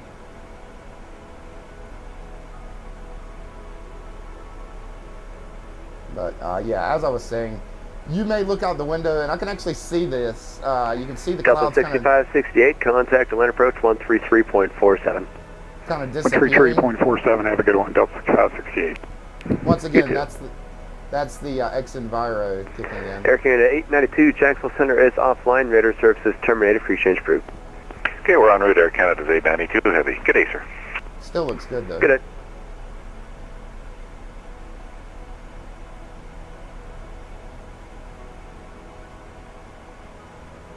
Guys, for all the new followers, thank you so much. Thank you so much for watching. I'm a big fan of doing shared cockpits. So I fly 737s, Boeing 737s, 787s, some Airbuses, 330s, what else do we fly? We fly it all. CRJs, everything that's in my info section on my bio. But yeah, if anyone's interested in flying a shared cockpit and you have the most recent version of NaviGraph subscription or the most recent AirAct, and you have one of those aircraft that's on the Your Controls app, download Your Controls for free. 552, cross Glavin at and maintain 14,000. The Atlanta altimeter 2995. 14,000, Southwest 552. So the 552, just verify that's cross Glavin at and maintain 14,000. Yep, we'll cross at Glavin, 14,000, 552. If anyone knows how to make those clouds refresh a little faster so that every time I look out they don't magically start changing, please let me know. I'm sure it's something in the sim itself. It's definitely not a setting in xEnviro. 100, turbulence, weather change speed. Here we go. Fast. Very fast. Is that what I need? Thunderstorms, reduced surface crosswinds.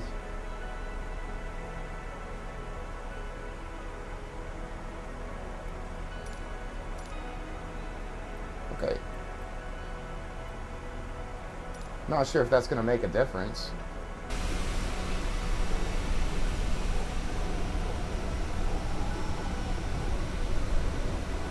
You know what? I think nope.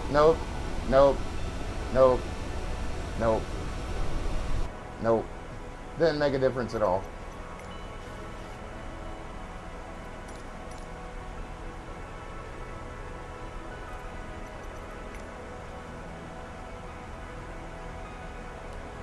Oh well.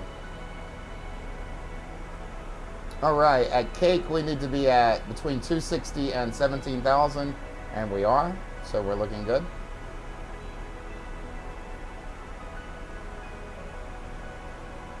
By Jonesy we need to be at between 210 and 11,000, which we're already there, and at 250 knots, which we're pretty much already there.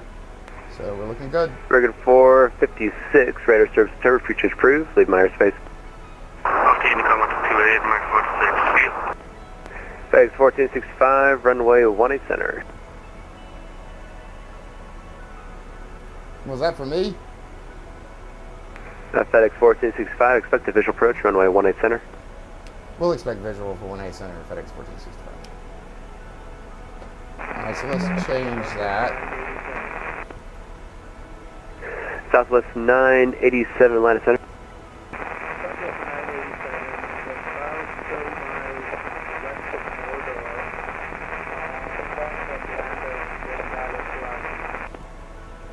Southwest 987, your radar contact. Descend via the Hobbit 2 arrival, the line altimeter 29905.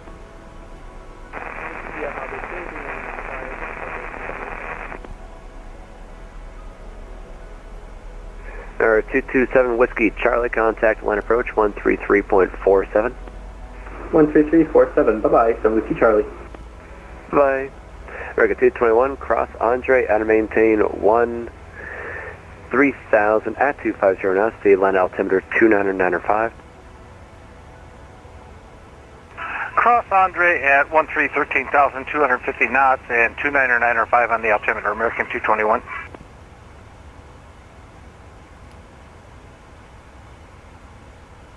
Sorry, I had to do some adjusting on the flight FMC. Oh, we lost our descent rate here.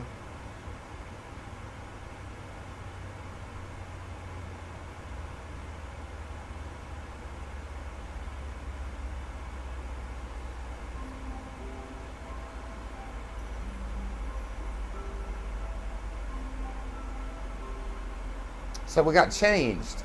We were expecting 18 left, so now we're expecting a 18 center, and we're doing a visual approach, which is whatever. It just means we're going to get vectored in, which is fine.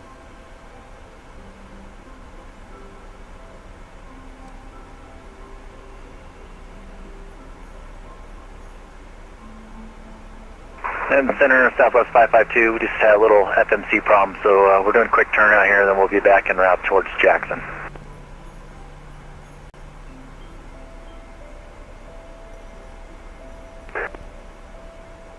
I'm sorry, say again? I had a little route problem in my FMC, so just doing a quick little turnout here, and then we'll be back en route to Jackson, and then back on the arrival. Southwest 552, Roger. Deviation of any amount is approved, just 1 able, proceed direct Glavin and advise. Okay, we'll 1 able, we'll go direct Glavin and we'll advise Southwest 552.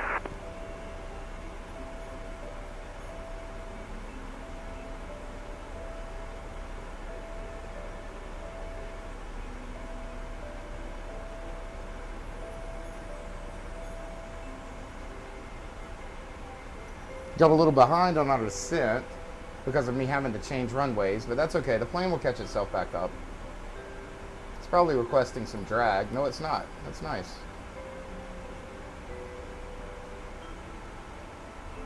Transition altitude. Check. All right, let's check that. 2997. And 2996 technically is what the altitude, or let's see if we can change that. 2996. Did that change over here? Yeah, good. Pretty smooth. Flight 1222, radar surface terror, free change approved. Free change approved, Frontier 1222, that's C.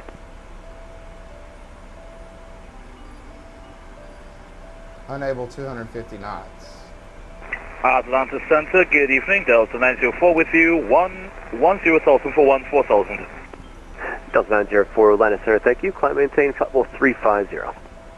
Climb maintain flight level 350, Delta 904.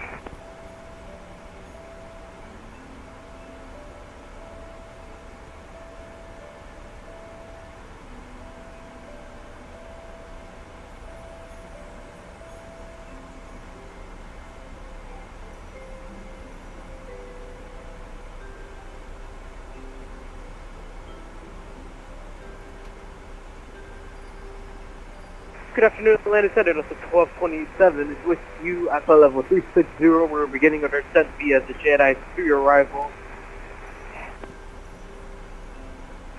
Delta 1227, Atlanta Center, send via the Jedi 3 arrival, the line altimeter 2995, ident.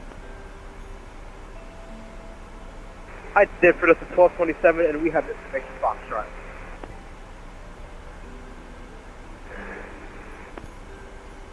Delta 1227, radar contact 15 miles south of the Dublin VOR.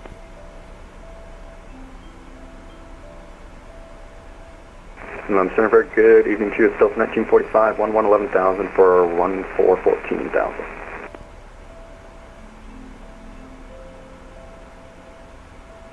Delta 1945, Atlanta Center, roger. In Southwest 552, descend and maintain 15,000. Oh, some nice turbulence there, guys. 15,000 Southwest 552, and we are back in route Glavin. Roger, thank you. And Delta 1945, climb maintain flight level 340. Up to 340, thank you, sir. 1945.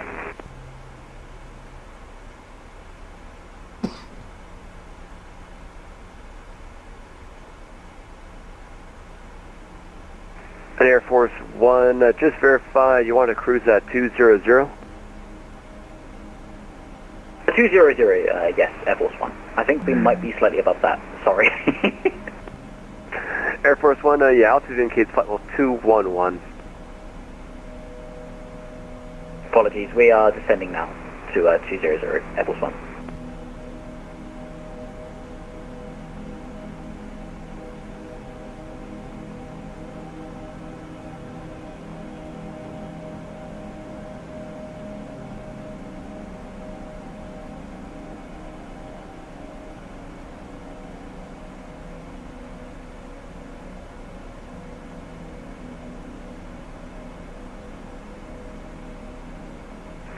It's Southwest 552, descend maintain 14,000, contact land approach 133.47.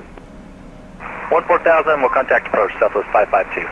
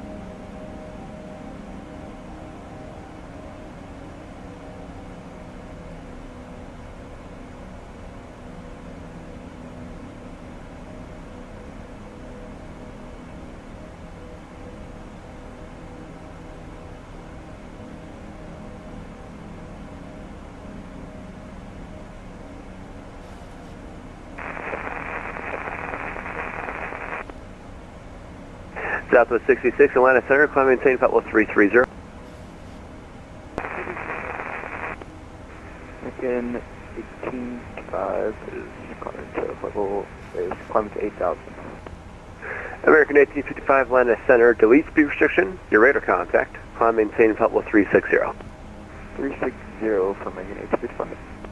American 1855, clear direct Bobsy and delete speed restriction. Bobsy and delete speed restrictions from American 1855.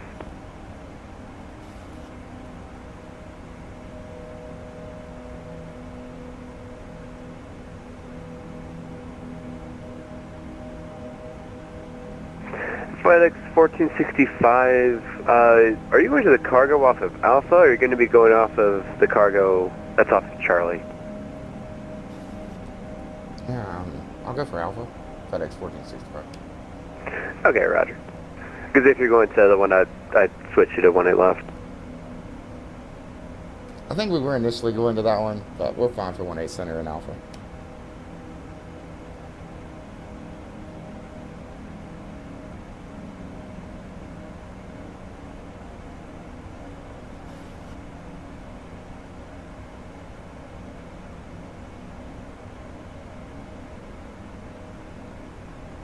Atlanta Center, Delta 1520, about...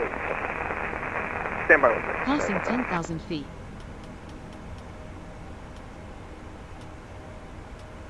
Atlanta Center, Delta 1520 is about 6 miles east, or west of the Forks waypoint at flight level. Flaps 2.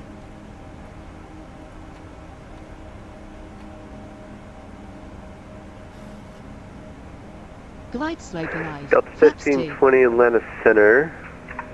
Squawk 22, or correction, ident.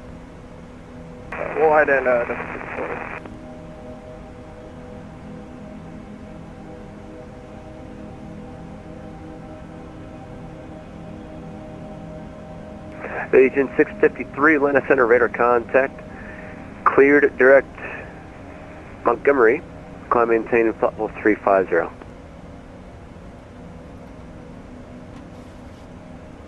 Flaps 5. Delta 1520, radar contact, 50 miles west of the Montgomery VOR. And Atlanta Center, I don't know what's happening with our right engine, but it's off. I'm not actually trying to, I'm not trying to make an emergency out of it, but I'm just saying. Roger. FedEx 1465, descend, maintain 4,000.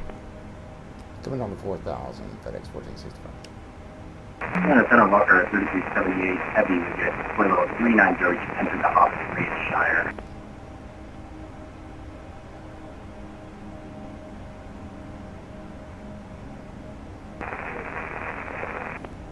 Walker 3378, ident. No ident, Walker. Last Center, $24, leveled off at 14,000. $24, Atlanta Center, climb maintain flight level 370. 370, $24. $22, Atlanta Center, climb maintain flight level 370. Maintain level 370, altitude. Atlanta Center, Delta 404 is climbing through 3700 for 8,340. Walker 3378, you are radar contact, 50 miles southwest of the Montgomery VOR.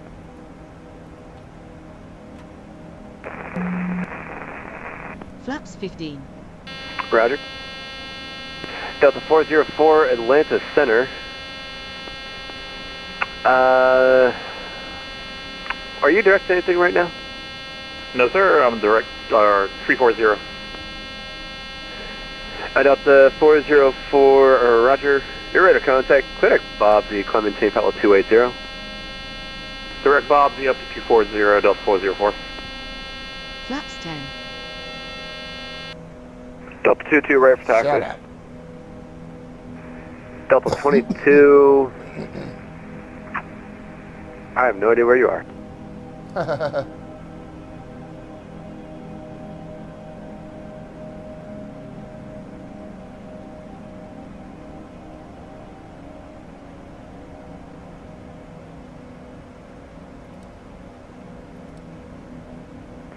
Southwest 987, contact Atlanta approach 133.47. supposed to get vectors here. Departure November 8280 Tango, top citation CJ4, 183 heading, climbing 6,000 to 8,000, heading 240. There, 828 Tango, Atlanta Center, radar contact, clear to Jojo, climb maintain, flight level 430. Clear to Jojo and climb, what was the altitude again, I'm sorry? Climb maintain, flight level 430, 828 Tango. 43, flight level 430, correct Jojo, 8280 Tango. Atlanta Center, Delta 6374, 11,000 to 14.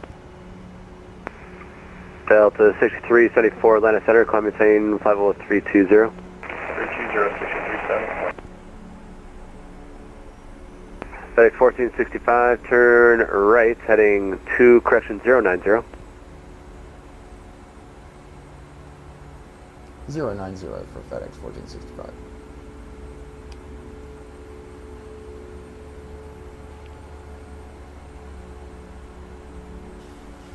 American 2 Taiwan, contact land approach 133.47.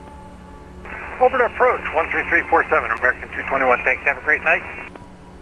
Flaps full. Gear down. Flaps 40. Air Force One, cross Glavin at and maintain, or standby. Air Force One, across Glavin at maintain 13,000, the line altimeter 2993. So, cross Glavin at 13,000 and the altimeter was 2993, I believe you said, Air Force One, correction, cross Glavin at maintain 14,000. 14,000, Airport. $24 looking to step set for 20 minutes. Yeah, that's fine. And we have clock 78 planned with cruise. Atlanta Center, Delta 914, climbing to 14,000 out of Atlanta. Delta 914, Atlanta Center, climb maintain, flight level 340. 340, Delta 914.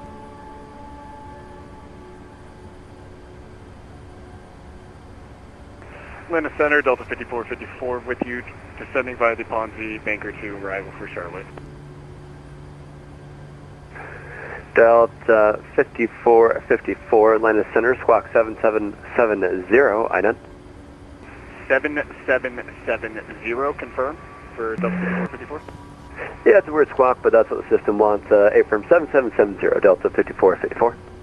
7770 in the box and identing, Delta 5454. Spring 246, air services, terminal pre-change approved.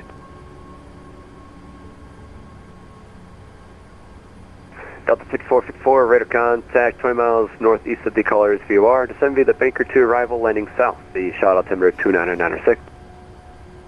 Landing south, Charlotte altimeter, thank you. FedEx 1465, turn right, right turn, heading 210 for the field site. 210 FedEx 1465. Delta 334, radar services terminated, pre-change approved. Good night, Delta 334.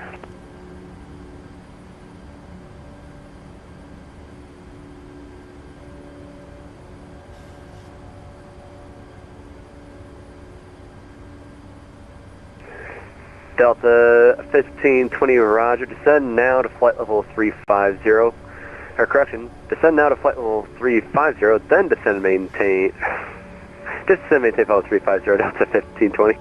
350 for Delta 1520.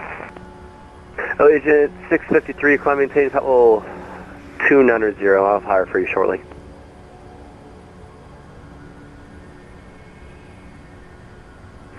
Allegiant 653, climb maintain flight level 290.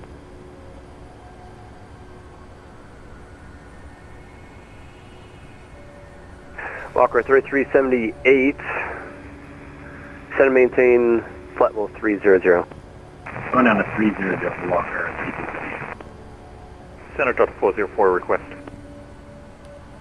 Delta 1520, descend and maintain flight level 300. 300 Delta 1520. Delta 505, was it? Delta 404. Delta 404, go ahead.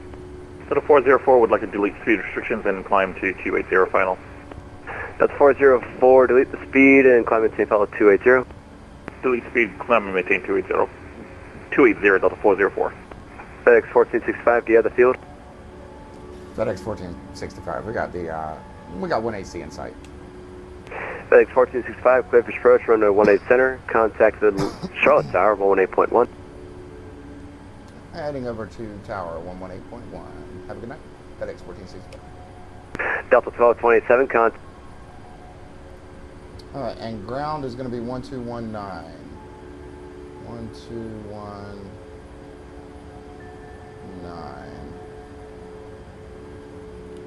Charlotte Tower, FedEx 1465. We are on a 5-mile final for 187.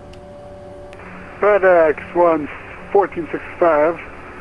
You're lined up for 18 left.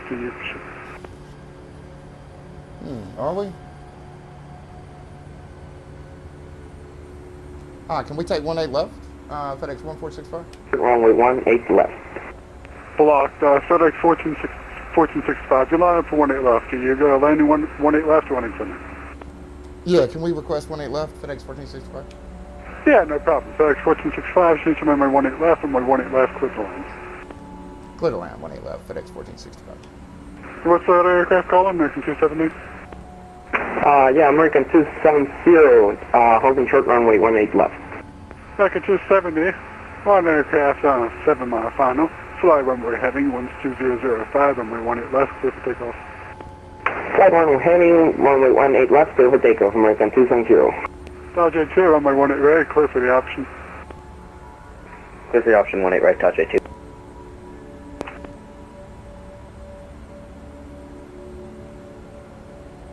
It's the ILS. I forgot that Flight Sim First Officer set the ILS for 18 left, and I didn't change it for 18 center. So that's my fault, but that's okay. Doesn't matter. We're on the approach now, so coming in on the glide slope. Now, the way Flight Sim First Officer operates is it's going to kill the autopilot automatically as soon as we get to about, I think, 400 feet. So I'll still be doing a manual landing, but we're lined up for 18 left, so we're going to go ahead and take it.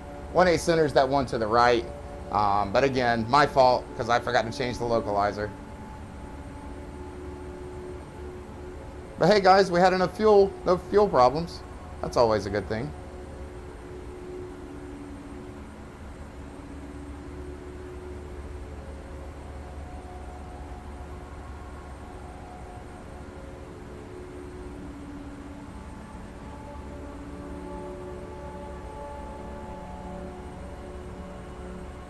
Dodge 82, don't cross the center line, please. Shut up.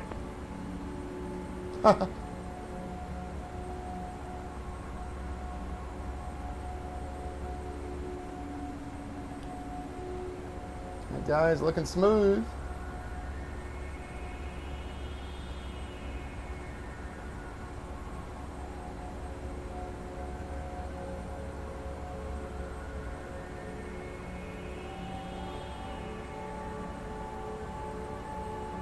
I understand. I know it's late.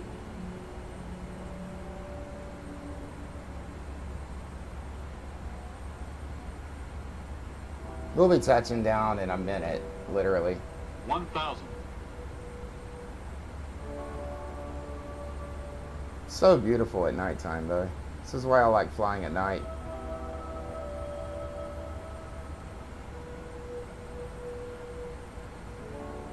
American 270, contact departure, have a good night.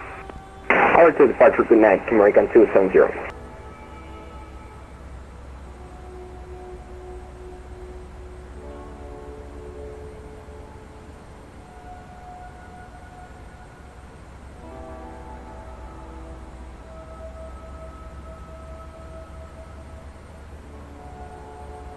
Autopilot. Auto throttle. All right, it's up to me. 400.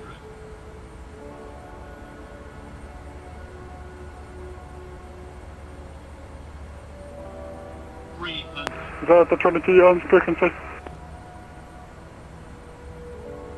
Delta 22, can you repeat? I was just making sure you're on frequency. Minimums.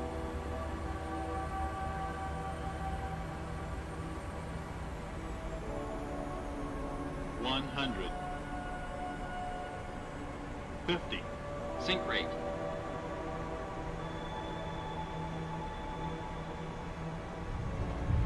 Smooth as butter, guys. I mean, can it even get any better than that? Delta 22 on my one left, left point. 100 Last point, 18 left, Delta 22. 80 knot. 60 knot. Reverse idle. Dodge 82, don't exceed 140 knots. Don't exceed 140, Dodge 82. Dodge 82 on my 108, click the option. Clear option 1 right, Dodge 82. FedEx 1465, welcome to Charlotte. Exit right, contact ground point 9 and have a great night. We're exiting right off the runway. We'll contact ground. Have a good night. FedEx 1465.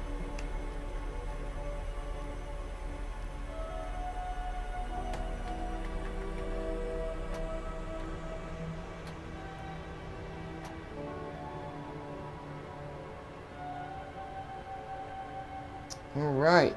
Can't see anything. So dark in here.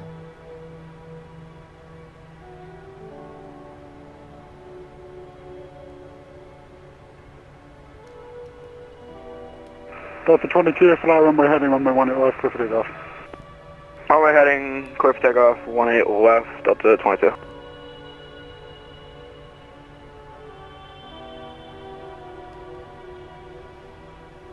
Tower Nova 9 from Florida short. Charlotte ground, FedEx 1465, request taxi to the gate.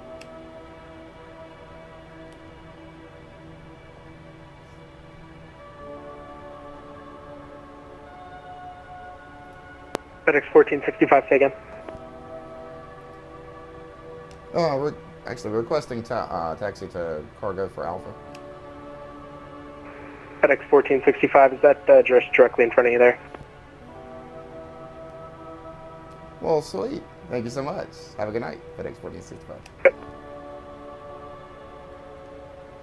Well, sweet potatoes. That just means we just got to park right in front of us. Let's go do it.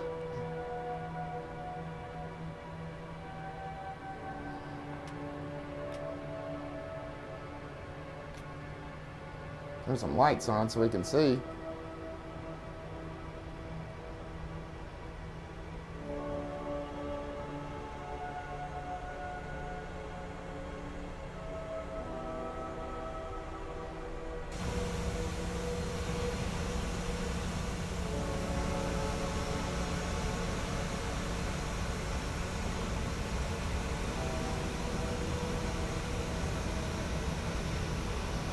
Not clip a wing, you know what I mean, guys? Charlie ground air first, you ready for taxi information, Indy.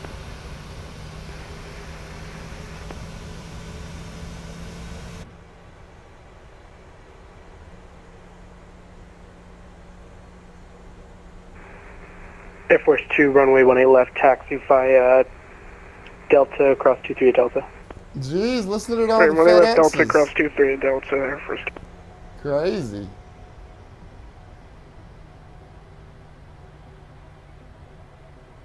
I do believe this is a parking spot right here, guys. So we're going to take this one.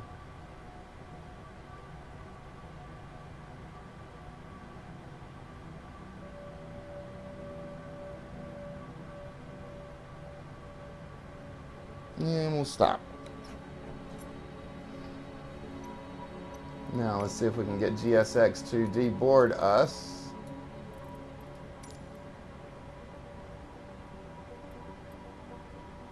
Cargo ramp. Parking 1. Just warp me there. There we go.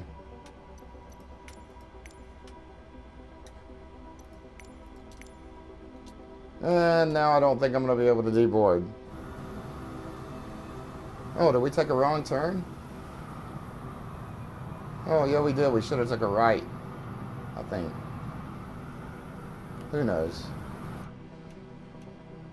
But I do know this. I can't get GSX to load now. So that's just wonderful. It says cargo is going to start deboarding. Let's see if that works. Shutdown checklist. Fuel pumps. Hey, thank you so much. Have a good night. Heat.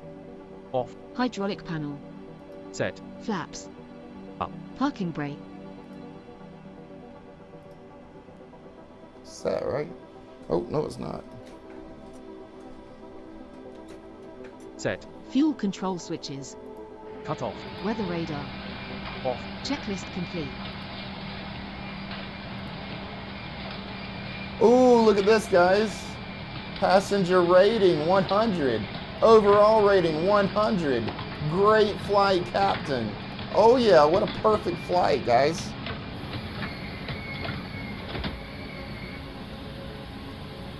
It is a shame GSX is not... Oh, there we go. Deboarding. FedEx.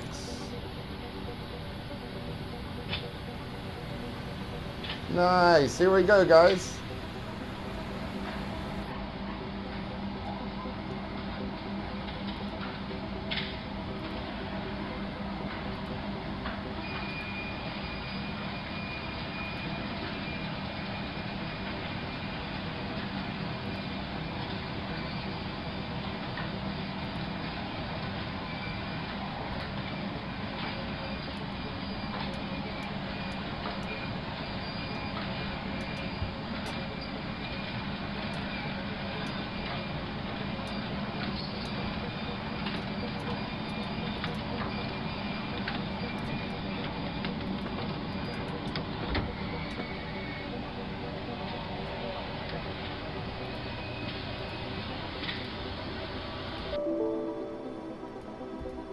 All right, guys, that's it. Deboard everybody. Look at this. It's gonna watch us deboard as well, guys. How cool is that? That's definitely it for tonight. We're gonna watch this deboarding and unloading of the cargo, and then I'll turn off ground power and turn off the aircraft. But thank you guys so much for watching. Everyone have a good rest of your night.